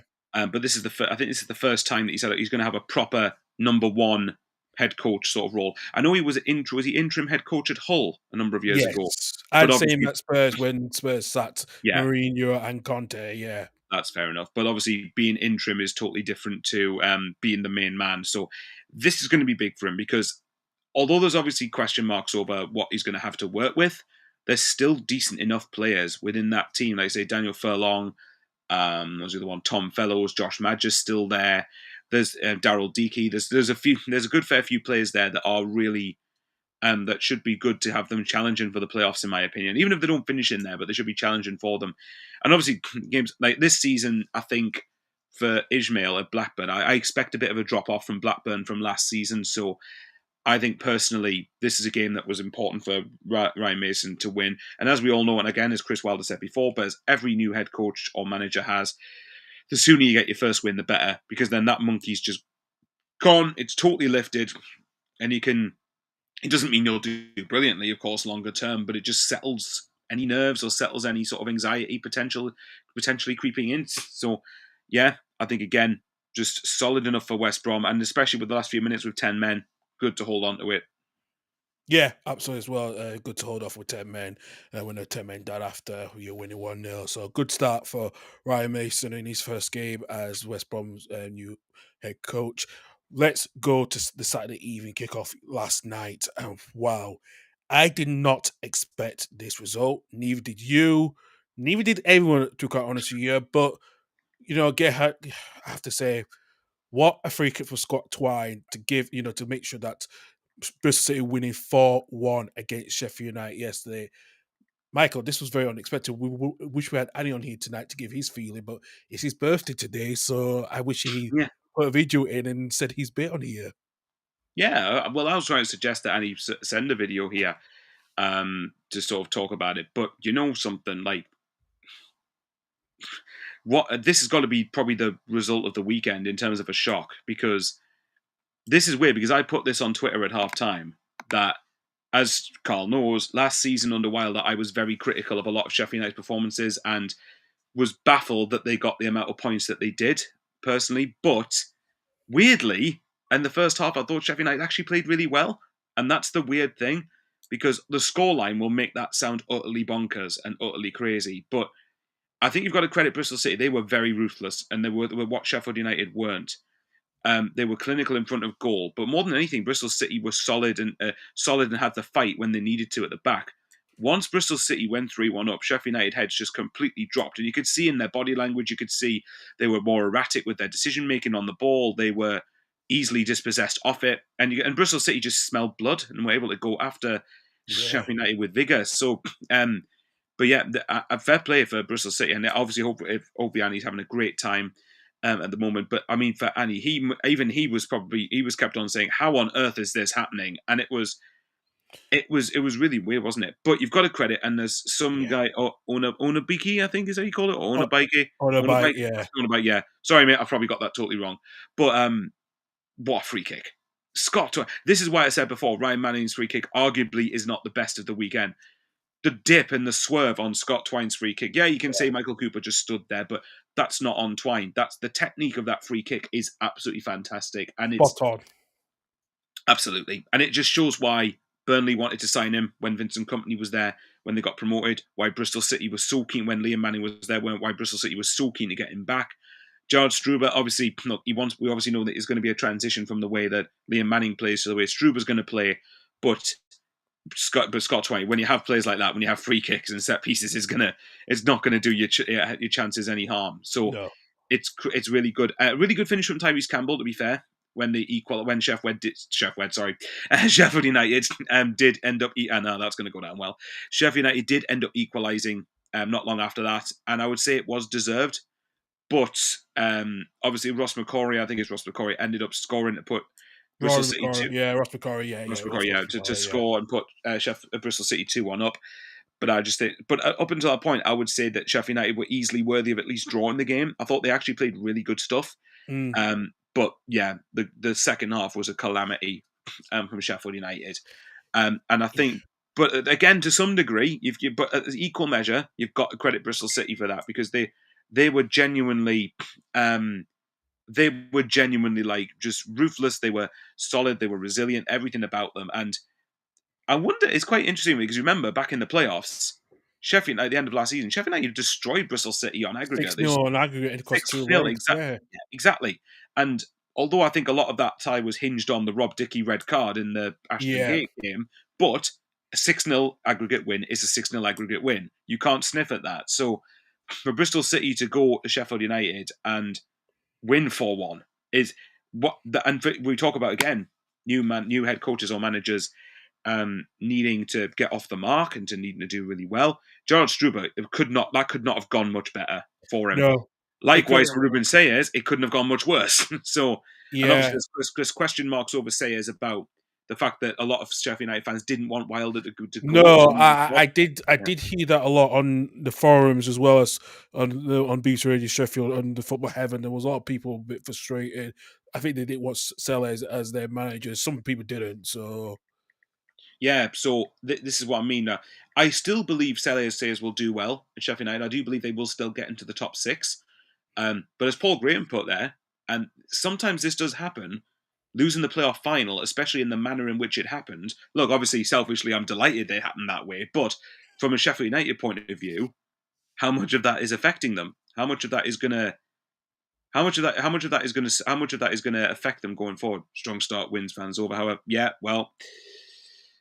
it's the other side of the coin, isn't it? So, for Sheffield United, obviously, Sayers really needs to get a win as soon as possible. And I know it sounds mental to say after just one game, but it is obviously obvious because he's replacing someone who was very, very, very popular. Regardless of my feelings on Chris Wilder, because I really didn't like him, but Sheffield United fans loved him. So that's what matters in this instance. So actually, fair, Chris Wilder was quite complimentary about us on Sky, apparently saying, "Well done it for going up." was. So fair enough. I'll give him that. Actually, that was classy of him. But yeah, so I think Ruben says obviously this isn't going to do him any favors really. But yeah, I didn't see this coming. I think a lot of people were absolutely astonished that the way this, especially if someone said to you when, especially if you're going to say that when Tyrese Campbell equalised, if someone Yeah. said to you then, Carl, Bristol City will win 4-1, you'd have said, right, what drugs have you smoked? Yes. And Andy would You probably smoke say the some same thing. weed, some ganja and stuff. Yeah, that'll be me. Exactly. Yeah. Smoking some illegal substance of some description. When if you're saying that, oh, by the way, Bristol City will smash them 4-1. Ha ha ha. Good one. Well, So I've just before we go, yeah, I've got some breaking news actually. Michael's just confirmed and I've seen it. Chuka Upon has signed for Ipswich Town on a season-long loan with an obligation to sign a player for £7 million on a permit should Ipswich Town achieve promotion. We just got right, this breaking news just now. right. So in which case, then you've got to say, yeah, I think it's pretty obvious. I think that Ipswich needed another forward. Now again, if Kieran McKenna can get the best out of him playing as a striker rather than in the 10 like Carrick did, then I think they could be onto something. Because if Akpom delivers as a forward, I really rate Chuba Akpom at championship level. I think we were loosely linked with him in January, You Sunderland, were, so and I was would, yeah, Borough and the seat this summer as well. Borough was linked with with him, him as well. yeah. So So yeah, I think I'm surprised Borough didn't really push for this because I had a feeling if Akpom had a choice, he probably would. I thought he would have gone back to Borough actually, yeah. but I guess it just goes to prove. So I think, yeah, I think it's if they can get him working as a forward, then I think this is a really good signing for Ipswich. I don't know what you think about it though.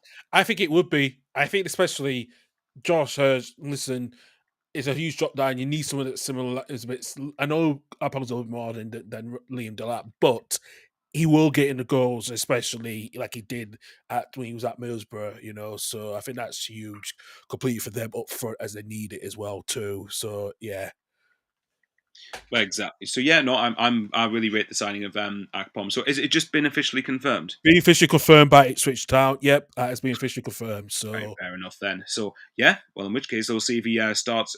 I would imagine Juba Akpom will probably start next week again, next Sunday against Southampton. Which, oh by the yeah, way, I am looking forward to watching that. I'm looking forward to watching that. You yeah. see the Quacks response there. I have seen it quite some fun. Yes, Thank thank God. God that he is a one-season wonder and not for us. Well, Yeah, just see well, this put it much. this way, mate. You're not going to have to put up with him playing against you at St Andrews Exactly. unless Yeah. you come up against each other in the playoffs. Yep. Right. Let's look at some get into the chats as well. We've got some newbies that have come through as well, actually. John Part, thank you for messaging. Millwall that close approach this year off to a solid start. Yeah, that's interesting. Yeah, it would be interesting how Millwall did it, especially in the last stage last season as well. Glenny Boy, good to see, good to join in the chat, get in the Charlton. Yeah, good win for you guys yesterday against Watford. And some guy on a bike, this man who was playing square pegs in round holes. Jake Garrett Stuber is playing what what football owners promised and what the players like to do. Us see if Bristol City bounce at the moment. It's going to be an exciting season. Yeah, well, it'll be interesting because you know I'm hoping my predictions is going to be wrong, some guy, because I think I put you guys in the in the about the mid table area, but not too far from the top 10. But I put you guys there. So I hope you not prove me wrong completely. So yeah. Oh, okay, Reese. Yeah, we will set. Yeah, send a video good chat, and we'll play it on the screen because that would be interesting. Oh So God, okay then. Oh God, I'm wondering is this going to be something about Will Still? I feel like it is. Yeah, it's going to be something there, really. Yeah. As well, yeah. Farben just come back in and say Ike's done well to recoup the majority of money for that flop. Well, yeah, they did do well at Ike's as well. JF Yeah, he's Clarkson, not done that great for Ajax, has he? no, he didn't actually. As well, Ipswich will have to face that Marvin Duckish lot. Yeah, LOL. Yeah, that would be interesting when you guys play against each other. If well, if again, if it's gonna be that one season wonderer, yeah, that's gonna be interesting as well. But do you know what? We're not too far to finish off, Michael. We've got one more game to do, actually. But before we get on with it, do you worry about Sheffield United lack of high profile signings? Yes, to sign Louis Barry on loan from Aston Villa, but are you worried about them with a lack of high profile signings? There is an argument for that. I mean, I think a lot of their signings are pretty much. Am I right? And I can't believe I'm saying this, but am I right in thinking a lot of their signings are driven by AI? Apparently, Yes, so AI and data, mainly AI. Yeah. so you wonder, one, does that mean? I mean, I understand that a lot of the clubs are going down data-led recruitment now, so obviously that's going to be a factor to some extent. But yeah, led by AI, it's a bit interesting. As far as high-profile signings, I mean, for me, probably the bigger thing to point out is that I think one of the players they really missed in this game was Vinny Souza. Um, Mm, Vinny Souza was obviously a really, really solid player last season, and I think was probably one of the ones that was expected to leave when Sheffield United didn't go up, which has obviously since happened. Did he go to Wolfsburg? yeah. Yeah, I thought he did. I just wanted to clear that up to make sure I didn't get it wrong. But yeah, I can get the argument around. I can get the argument around lack of high-profile signings, but I think if you're looking at again, not obviously a squad's on paper, but and obviously a lot of it depends on the a lot of it depends on if Sayers can develop them into a system that complements each other and everything like that. But again, I like the lot. I mean, the big thing for me in Sheffield United, well, maybe I think they could do someone in the Souza sort of mould to replace Souza. But one of the areas I'd be looking at is centre back. I Mm, think Sheffield United. I mean, obviously Ahmed Hozic has left, hasn't he? So yeah. that's going to be a big loss. Reese, well, so was it Bindon and Reese Norrington? I think it is. Yep. Um, Norton Reese Davis. Yeah. Norrington Davis. Yeah. So I'm not. how good Bindon is. I haven't watched much of him. Norrington Davis, I don't know. I don't believe he was starting regularly for them previously prior to this. It was Right. not much last season, I think he played against you guys on New Year's Day. I remember he really struggled in I that don't back.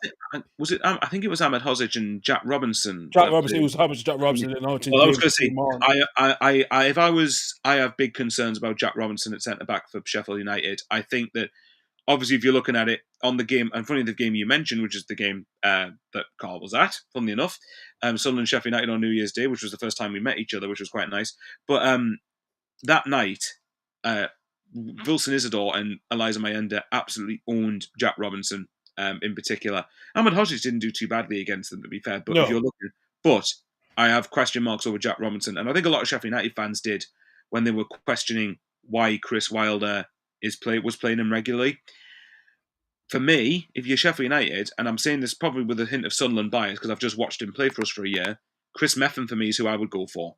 If you're Sheffield United, and I know a lot of their signings will be led by data recruitment, but a lot of ours is based on data recruitment. And I think if you look at Chris Metham, he would be one of the best signings that I think a Championship club that needs centre backs could make. So I think centre half's a big issue. I think they need to really try and look at that. In midfield, when you've got say City Peck, you've got I think is it Harry Alblaster to come yeah, back. But we forget that he was there because he was out injured for a lot of last season. he was. So City Peck then obviously Gus Hamer if he's still there. Callum O'Hare. I know obviously there's issues around him statistically in terms of end product and numbers, Yeah, it but, is. Yeah, I'm a fan of Callum O'Hare. I think technically he's a really really good footballer. Louis Barry I think would be a good shout for them. Tyrese Campbell I like. Andre Brooks obviously players coming up and coming. There is a good semblance of a good squad there. If you can add what you need to with maybe another midfielder possibly and certainly one or two centre backs, then I don't see any reason why Sheffield United can't do well. But you are right. I think it could be a lack of high profile signings, but it's also, for me, more that they've lost Vinny Souza and, like Paul mentioned before, I think it was, I can't remember who it was Paul or someone did mention it in the chat about how, see if I can quickly find it. Or it might be Michael who said this. Actually. No, it was Paul, Michael actually. Yeah. Paul was saying that. Yeah, It was Paul, yeah. No, about how the Wembley loss could be affecting Sheffield United because if you're looking at how clubs do generally after losing the Championship playoff final, I think it's quite mixed. I know Leeds obviously ended up doing really well last season, but I think the caveat is your squad was better than what Sheffield United have now by some yeah. way, I would argue. So, but for a lot of clubs, if they lose the playoff final, they don't tend to do as well the following year. So, for No, example, the year before, Coventry lost to Luton in the playoff final and ended up finishing, I think it was 8th the following season. yeah, The playoff final before that was Huddersfield against Forest. Huddersfield just barely survived relegation the year before. The year before that was Brentford Swansea. And I can't remember, I don't think Swansea got too much didn't do that well the year afterwards. I think it was something like no. mid table for them or top half. So yeah, it's going to be a challenge. I mean, I think the last team that did, so I think it's only in the last 5 or 6 years, it's only Brentford since they lost to Fulham in 2020 and then won the playoffs the year afterwards, or Yeah, Leeds when they lost the playoff final a year ago and ended up winning the league that have gone up. So there's obviously going to be trends that Sheffield United are going to have to certainly break. That's for sure. But yeah, there's definitely concerns there for them. But there is still time to address them. yeah, it is as well. Michael just saying, I don't think it's that's the lost Vinny Susan and at centre back and a strong room at Wrexham after Jack Robertson. With those players are not be sufficient to be replaced, and that is a good point. As I mentioned, they're going through this AI stuff. They've only signed two players from one of the Bulgarian leagues who are very young, and they've not even had their debuts yet. So all is not perfect at No, Bramwell Lane at the moment. no, they're definitely not. Although I don't think Jack Robinson would be a huge loss because I don't particularly rate him No, for a club that should be at the top end of the championship. But a lot of that depends on it. Surely they've got to go out and get a couple of centre backs though. they do. It's huge. You know, Yeah, if they don't address that, that is very very poor on the part of the recruitment team and the ownership. very it is as well with the And numerical you can't. owner. Sorry, Carl. And also as well, you're hanging sellers out to dry doing that as well. Yeah, Because and remember, he's already on the back foot to some degree because a lot of people didn't want Wilder to go. So that's not fair on him to deal with that on top of players sort of on top of like certain positions not being addressed adequately enough. So I do think they will sign a couple of centre backs because they need to, and I think maybe another midfielder. But I think if they do that, there is still more than enough there to at least finish in the top four, top six. Because again, Harrison Burrows, Sariki, Michael Cooper, Steady Peck, Louis Barry, Gus Hamer, Callum O'Hare to a lesser degree. Andre Brooks is coming through. Tyrese Campbell's had a really good season. I still think Tom Cannon should do really well at championship level. So there is still something there, but if they don't address what they need to address, then Mm, good luck to them because they'll need it. absolutely as well. Have okay, send something to the group chat. Hopefully, guys can play. Has a question Oh, for you for two for you to answer. This is going to be interesting. Then, yeah, we'll see. Then we'll get it up once. oh God! Oh, and this is yeah. When you look at it with Reese, this is going to be interesting. We What? know with Reese, right? Yeah, come Yeah, on. absolutely. But like I said, though, to be fair, and to quickly talk about EFL Fantasy Josh, who I suspect supports Bristol City. Yeah, Um, we've got to credit them for that. Bristol City are top of the league. So I think someone made a joke about on Twitter about imagine if the season ended now. yeah. So I think so right now, if it ended now, which obviously it's not going to, there's 45 games obviously to go. But you know, Bristol City and Stoke in the top two. Who would have probably guessed that?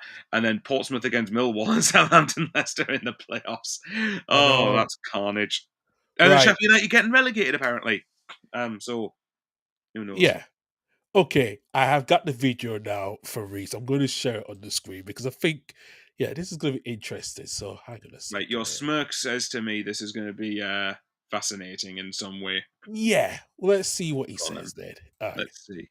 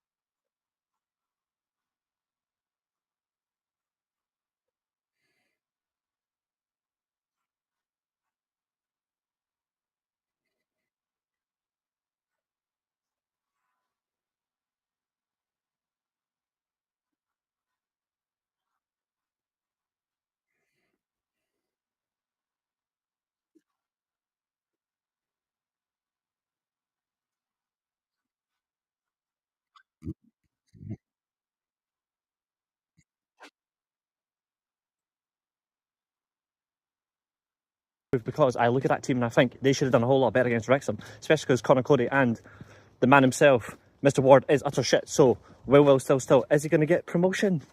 Or is Will still going to fail in the playoffs? Answer that for me, lads, because I want to know. No, because it's all about having fun. And well done on the show. You guys are doing awesome. I think he heard it. He heard it. Yeah, I think he probably has been paying attention. First of all, Reese, thanks very much for that. Yeah. Yeah, well, I mean, the Will Still one, yeah. We will still just have to Will Still just wait and see how Will Still does. But yeah, so right, there's a question. What was the question? So, will McKenna adjust his system effectively for Akpom, and Yeah. can Ipswich win the league? I'll let you start for once. That's okay. Fair enough. It's a tricky one with that one. It's a tricky one. I think if you can get the best out of him, then probably yes. Maybe he will tweak his system. I don't play. They played 4-4-1-1 yesterday on Friday night. I don't think it suits him a bit. 'Cause I know Smart has always been good at it because he always plays behind. That's what he did at Blackburn. But maybe he'll tweak his system a little bit now to play the either three attacking strikers, midfielders up front. I think there will have to be tweaks. I think there will be, and I think if you want to get the best, if you want to get the best out of Palm, everyone can think it may be a one season wonderer. Then you need to tweak it for him. Yeah, then yes, I would. Yeah. And the second question is, I think I still had them as my favorites, no doubt about it. Maybe there's now going to be a bit more points on the board than it was going to be close. Yeah, I think to answer both, yeah, I can see Kieran McKenna doing that. I'd like him to adjust things for Jack Clark because I want to see Jack Clark do well. But the question isn't about Jack Clark. Obviously, it's about Akpom. Yeah, I think he could. I think the last time he was in this division, and I know that I know there was a comment before from the Birmingham fan. I've forgotten his name already because Aquatics, right? Okay, I'm terrible with names. Sorry, mate. But yeah, look, I think he said it was a one-season wonder, and there is some element to that because before then he hadn't been very prolific in the Championship. So, but the last time he was here, he scored I think it was 27 odd goals or 25 odd goals. So Yeah, I think McKenna would be naive to some degree to not adjust things for Akpom, not change things entirely because of him, but alter things to a degree that it might be. And I joked about this on Friday with Ant, but it could be that he kind of alters things where they play a 4-4-2, for example, but it's more of a deeper 4-4. So what I mean is, instead of playing 4-4-2 with two strikers, it could be two number 10s, effectively. And so 4-4-2-0, if you want to call it like that. But yeah, it's definitely not a bad headache to have when you've got Akpom and Smodics as two of your options. So yeah, I think he could. I think he could very well adjust to him. I think he probably will. I think they don't chase him as long as they have done if they're not going to adjust things. absolutely. Whereas, and as his second question, I still would probably make Ipswich my favourites, but they obviously will have to play a lot better than Friday night. But you factor in the strength of the opponent they were playing. Absolutely. I'm going to put it up for everyone again. If you guys want to have your say in the chat, please do. Let's hear from Reese again. Because he asked both of us. Let's see, he asks us again. Lads, you are doing an excellent job. Good review. Been sent back. Obviously, you've passed 104 subscribers, which is quality. I rate some of these signings. Chuba Akpom, by the way, that's a really good move, actually. Something tells me, I've got a weird feeling, but maybe McKenna might tweak his system a little bit for Chuba Akpom. Question for you guys to answer, obviously. I've just seen De Winter has now signed for AC Milan as well, so that's going to be quite a move. Although he's not going to be like a main starter, but that's quite an interesting move, actually. But here's another thing as well. So with all those signings, can Ipswich now win the league? Or do you still think perhaps the strength of other clubs in the division might make it hard for them? Yeah, so that is quite interesting for what he said. It's a good point, actually. So, yeah, it's quite interesting for you guys. If you wanted to answer that, what Reese said, appreciate that. We've had our say in it. What you guys think of it? Does that those two questions that he asked us as well? Please comment in as well. We'll still get to the final game. Let's get into some Yeah. more Fair play to messages. everyone who is still watching. I've realised we're going for an hour and a half. Jesus. Yeah, well, at least we're not doing 2 hours, so don't worry. I think we've done a little bit better. Well, we can try and beat that if you want. Well, No, yeah, we'll I think we'll see. probably be ready to finish after this game. But yeah, Well, yeah, Ads just messaged in actually quite well. come So, on then. question for us guys: what do you think about FaZe being booed?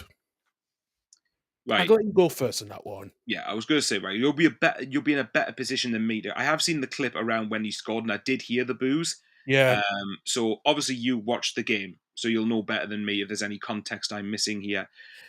But I do find it a little bit baffling personally. But again, that's me saying it out of context. I don't know if the relationship had fallen massively last season, as in if there was one in the first place. Because from what Ant was saying, that it's not this, been one for what since he joined the club. Actually, I think it's yeah. been yeah. Yeah, well, what I was going to say was I don't think Woutface obviously wouldn't have done very well last season. I don't know if it was a case of like what he felt Connor Cody was, where it was all talk and giving it the big one and not delivering on the pitch. I don't know. Obviously, I believe someone said that apparently he cupped his ears or something when Yeah. he scored and there was the boo. So obviously That's what Ants just said. Yeah, just some. Oh yeah, of course he did. Yeah, didn't swear at the fans. He cupped his ears to the fans. He got booed when he got subbed on. Yeah, obviously, look, that probably isn't going to help things, but at the same time, I think we've got to remember if footballers are getting abused constantly and they give a bit of it back, then it's like, well, I don't know. I don't know. I mean, I know that. I mean, actually, funny enough, there's one. Michael put here like Jack Harrison. Yeah. Actually, you guys all know this. I didn't know the context until this weekend because I wondered why does Leeds fans hate Jack Harrison so much. But I now I've since been. You now understand it, and I thought I Yeah. mentioned it to you, but I think I mentioned it to Doug quite a couple of times actually, and I thought I mentioned it to you when you came up to Edinburgh the other week. I think the problem with his house is that, it was going back to 2 seasons ago. it was before we got relegated actually. So he was supposed to go to Leicester, and then they sign a new contract. Then we get relegated, and then it's the way he left because he didn't want to commit to get his promotion. And there was a lot of uncertainties, not just him but other players, but it was mainly him. He was like, "I'm not playing for this club," so he decided to Right. he decided to go to Everton for 2 seasons. He expected he was not going to come back to Leeds this summer. We thought Everton was going to sign him. That's not happened. Now they're going for Jack Grealish instead. So what the situation is, he he's not being frozen out by the team, but there's a lot of fans are being frustrated at him with the weight, Yeah. of his commitment. That's been the question we've been having with Jack Harrison completely. And I think the problem is he knows he's in the same situation, just like what Brendan Harrison was last season when he went to on loan the season before, and he came back to the club last season. Even though he probably back, he was still, I think a lot of people turned, didn't boo him as much. But now with Harrison, that has been an issue we've had, Yeah. So Okay. it's a question: is he committed to us this Premier League Right. season? If he doesn't, I don't think we can get rid of him. I think we'll make a loss, no doubt. But I think it's going to be hard for him to come in for, especially he's on that long term contract. So I think he's still got like 3 years left. So maybe less than Okay. that. So there's a lot of questions about him. But listen, I know he didn't react, but he has been booed most of the preseason since he came back to the club.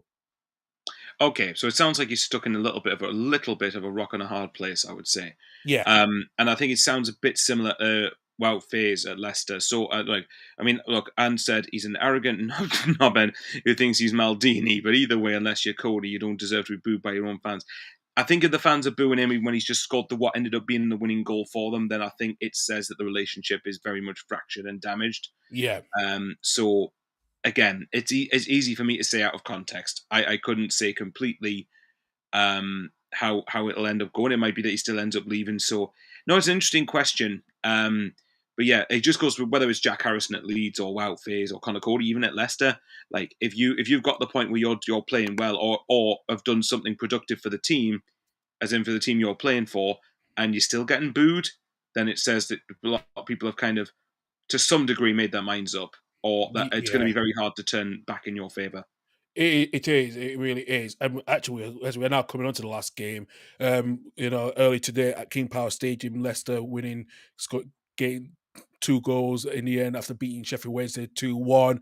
Sheffield Wednesday took the lead through Nathaniel Chabala, who, as I said, it's the Sheffield Wednesday fans. Sorry, some of them decided not to come in after the first 5-10 minutes of the game. They were doing a protest today, so they were going to come in late, and you got to give applause, to them to just they stuck to their belief to say we're not going to come in after what's going on with the chance with Dejan Chanziri, situation. Yeah, and absolutely, because to not cover all ground too much, but we know the issues at Sheffield Wednesday. We know that, well, I say issues. The main one, his name is Defon Chanziri. We know it's a disgrace that the players hadn't been paid, but even more of a disgrace, as Ant said quite a few times, and it's right, the non-playing staff, as in the play who aren't the players, whether it's the football staff that aren't players or the non-play football side of things at the club, those people don't deserve this. So it's good that and Sheffield Wednesday fans don't deserve this for sure either. So it's good to see that they're sticking by their guns and protesting, because at this point they've probably got to do, and remember they probably don't want to do this, but they feel that they've got to because that Muppet's destroying the club, to put it Yeah, bluntly. So let's to not go over the ground too much. Let's hope something is resolved for them in a good way sooner rather than later.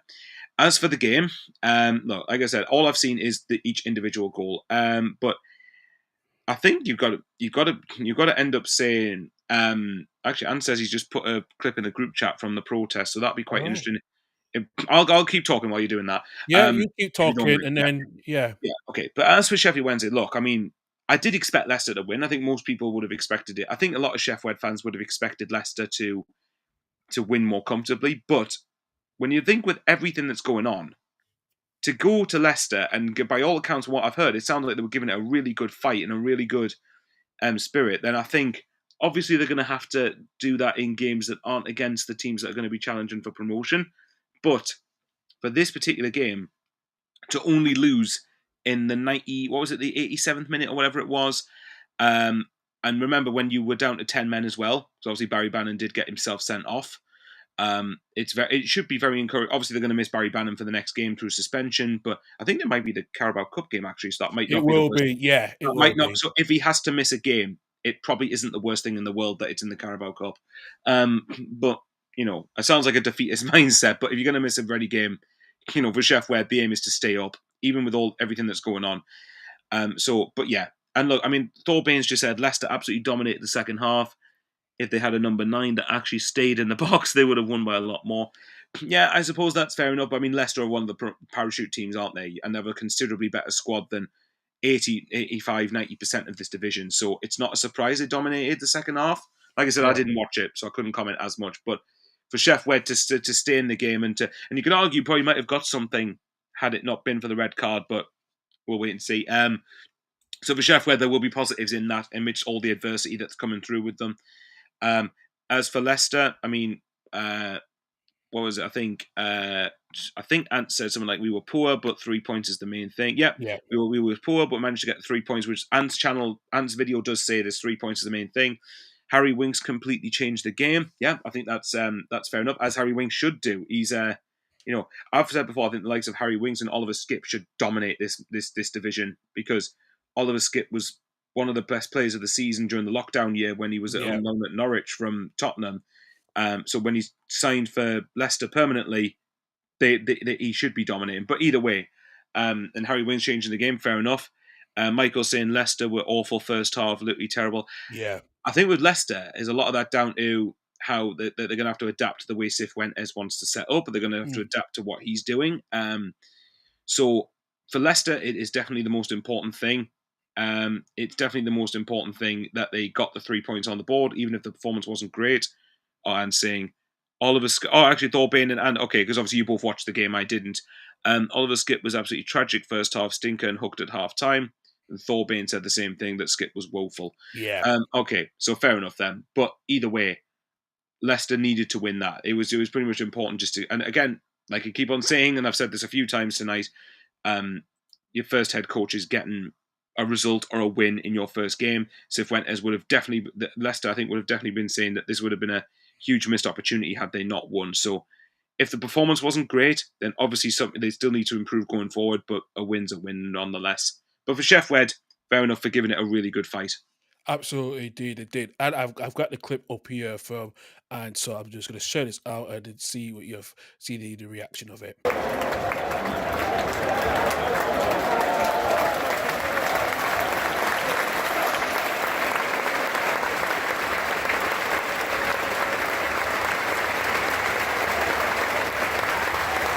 Yeah, I like that.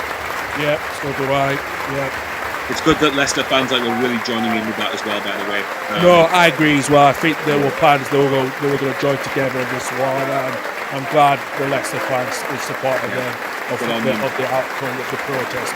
Especially because every football fan now knows that Fan Series deploying what for me is a club that should be challenging to go to the Premier League, but because of him, they're not, and they're nowhere near it. So I think that it's huge for them. It's huge. It's huge, yeah.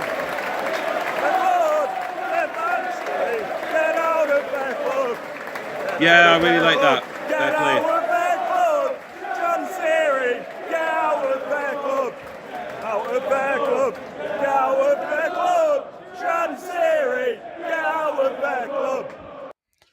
Yeah, well, as I said, there you go. That's a lot. It's a lot to go on at the moment. So, as I said, fair play. I like what Reece said. Something's more important than just 90 minutes of football, and that is a fair point. So, yeah. So I think that's great. That I really like the fact that it just says that Leicester fans are singing "Chansiri, get out of their club," and it just shows again, like we've said loads and loads of times to the point where I've lost count, is that we know that what this man is doing. He is just, and remember, this is Sheffield football. Although obviously football, the cliche is football is the most important of the non-important things in life, really. But for a lot of fans, for a lot of people, Sheffield Wednesday will be the livelihood of the club and the city. And even as much as I know Sheffield United fans, some of them will obviously be reveling in this, but I think a number of them will be saying, no, come on, this is ridiculous now. At some point, this has got to be done. And I think, so it's good to see and probably the bigger the noise this grows, hopefully, the more pressure gets put on Chansiri to actually make a decision. And we do need to remember that it needs to be sold to someone who's actually going to be good enough for Sheffield, for a club the size of Sheffield Wednesday. Yeah. Obviously, selling doesn't automatically mean it's going to be great, but I'm appreciating the Sheffield Wednesday fans will probably at the minute quite fairly feel that not much can be worse than what's going through at the minute. When people are not repeatedly not getting paid, when they've barely got many senior squad members, when people's livelihoods are being ruined because of that one man, it's fair enough. And yeah, good on to every Leicester fan that joined in on that, because it's just good to see that people recognise how problematic and poisonous Chansiri is being at the minute. Absolutely, yeah, and a preacher from Ant to say that is the best way in the campaign years, and yeah, and it's that's I'm glad you brought it up, especially a team like yourselves. Yeah, thanks for sending that. Yeah, really. So thank you for that, and it really is. The question is though, is the EFL actually involved? It's a question I think they are concerned, yes, because then now probably will have to get involved. But they don't have the power to say, well, they do, but they're not using those powers, especially at the moment. We know the new football finance independent regulators supposed to come in. This should have come in years ago, where you would not see clubs like, not just like Sheffield Wednesday, such as Bury, and such as what's going on at Morecambe. Morecambe, yeah. It's Bolton a number of years ago as well. Oldham as well, yeah, exactly. Oldham, Bolton, yep. There's countless other examples of clubs that have been through the ringer and like really struggled. And yeah, this is what I mean, that we need to the fit and proper owners test needs to. Funny enough, that's actually perfect timing for that comment. Like, for me, it is. It's a really big thing to point out here, that is there something systematically wrong with the fit and proper owners test, because if I appreciate Chansiri's been owner for now around the part of a decade now, maybe just nearly under a decade, yeah. But it's at some point this cannot be like the old Mick McCarthy meme. This can't go on forever. It can't. But being serious, like how this can't go on, because if this goes on the way it is, Sheffield Wednesday may end up finding a situation where they don't exist anymore. Yeah. And for the city of Sheffield, but particularly for the blue and white half of Sheffield, that would be catastrophic. Not just for the fact that people's livelihoods would go, there's jobs that would be lost. I mean, there's jobs that are being lost at the minute by the looks of it anyway as well, or might as well be if they're not getting paid. But like, the jobs would be lost, the damage it could do to the city. It's vital that this is resolved, and sooner rather than later. Yeah, absolutely. We'll sooner better than later. This needs to be resolved. You know what, Michael? We have come to the end of the show. Actually, before we do finish off, let's look at the table in the first week of the championship. Yeah. And yeah, this is going to be quite interesting with this one. So, Not seeing Leeds or Sunderland here. oh, it's weird, right? Yeah.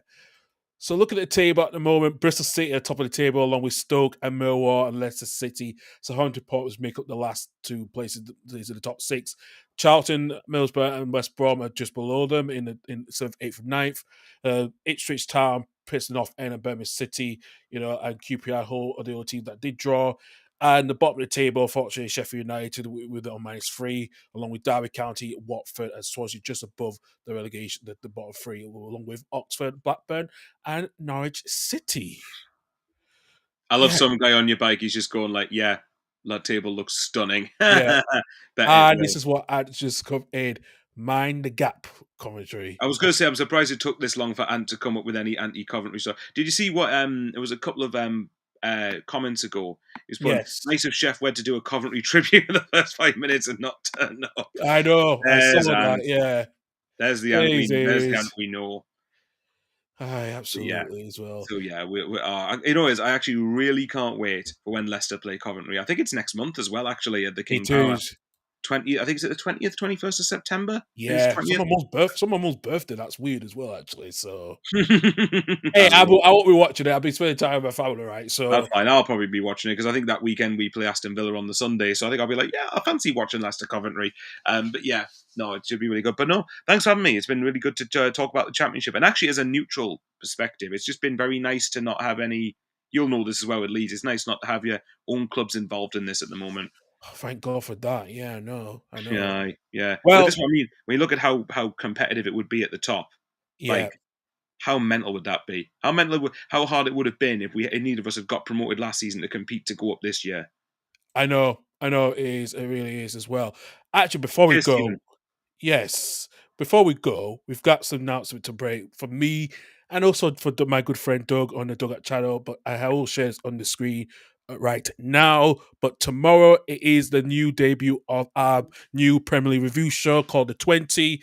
Will be launching it tomorrow at 7 p.m. live here on the Total League Football Podcast and also on the Dugout channel as well. We'll be doing our season preview to both as well. More will be revealed tomorrow evening, and also as well we will be doing this on a weekly basis between Mondays and Tuesdays, depending on the outcome of Monday night games as well. So please, we'll have a lot of part. Myself will be joined on a guest every week to look back on the weekend's action here on the 20, which we have got a new graphics up. We just thank you for our friend Nathan for doing this for us. There's a new graphics there.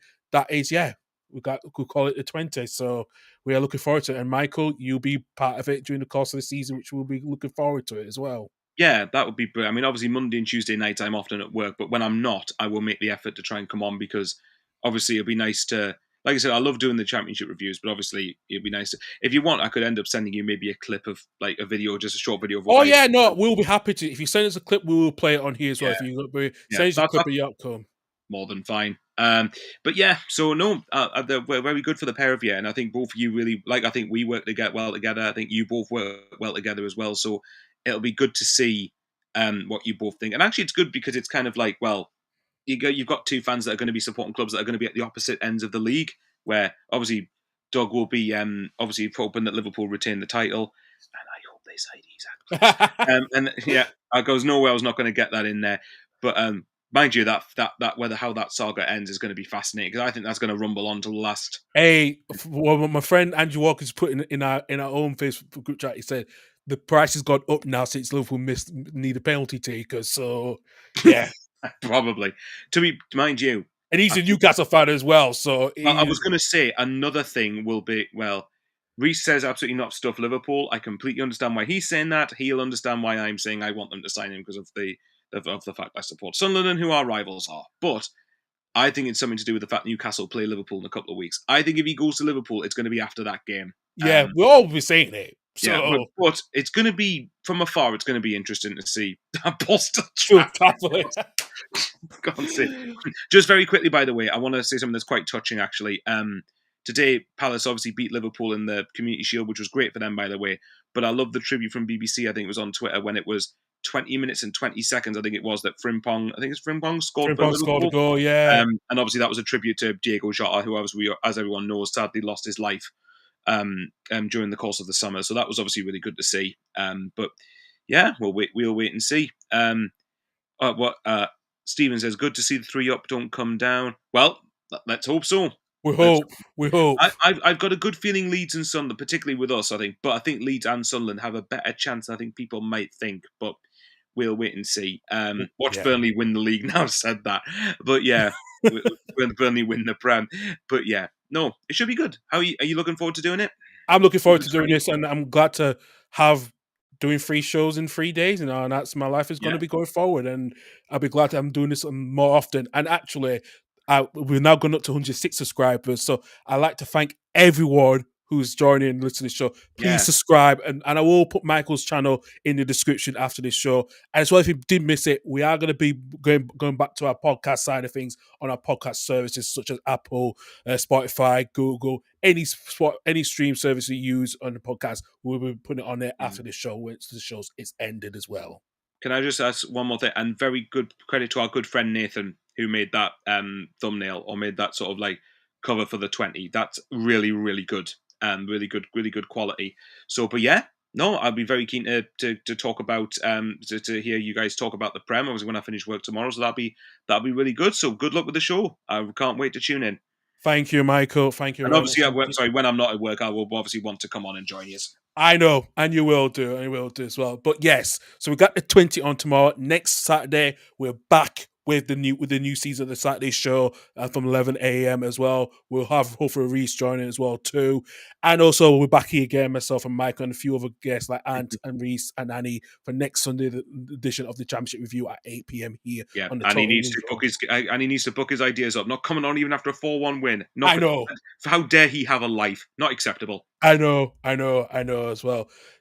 Everyone, thank you very much for watching this and listening as well. Hope you guys have a good week. We'll see you guys at the same time next weekend. But I'll be back here tomorrow evening here on here with the 20 as well. But everyone have a good week. Good summer. I know you do be careful with the heat wave that's coming up this week. If you're down south of the border, I think even me in Scotland, we're not going to get much heat wave, so I can't. Right, I might go up to Scotland for the week.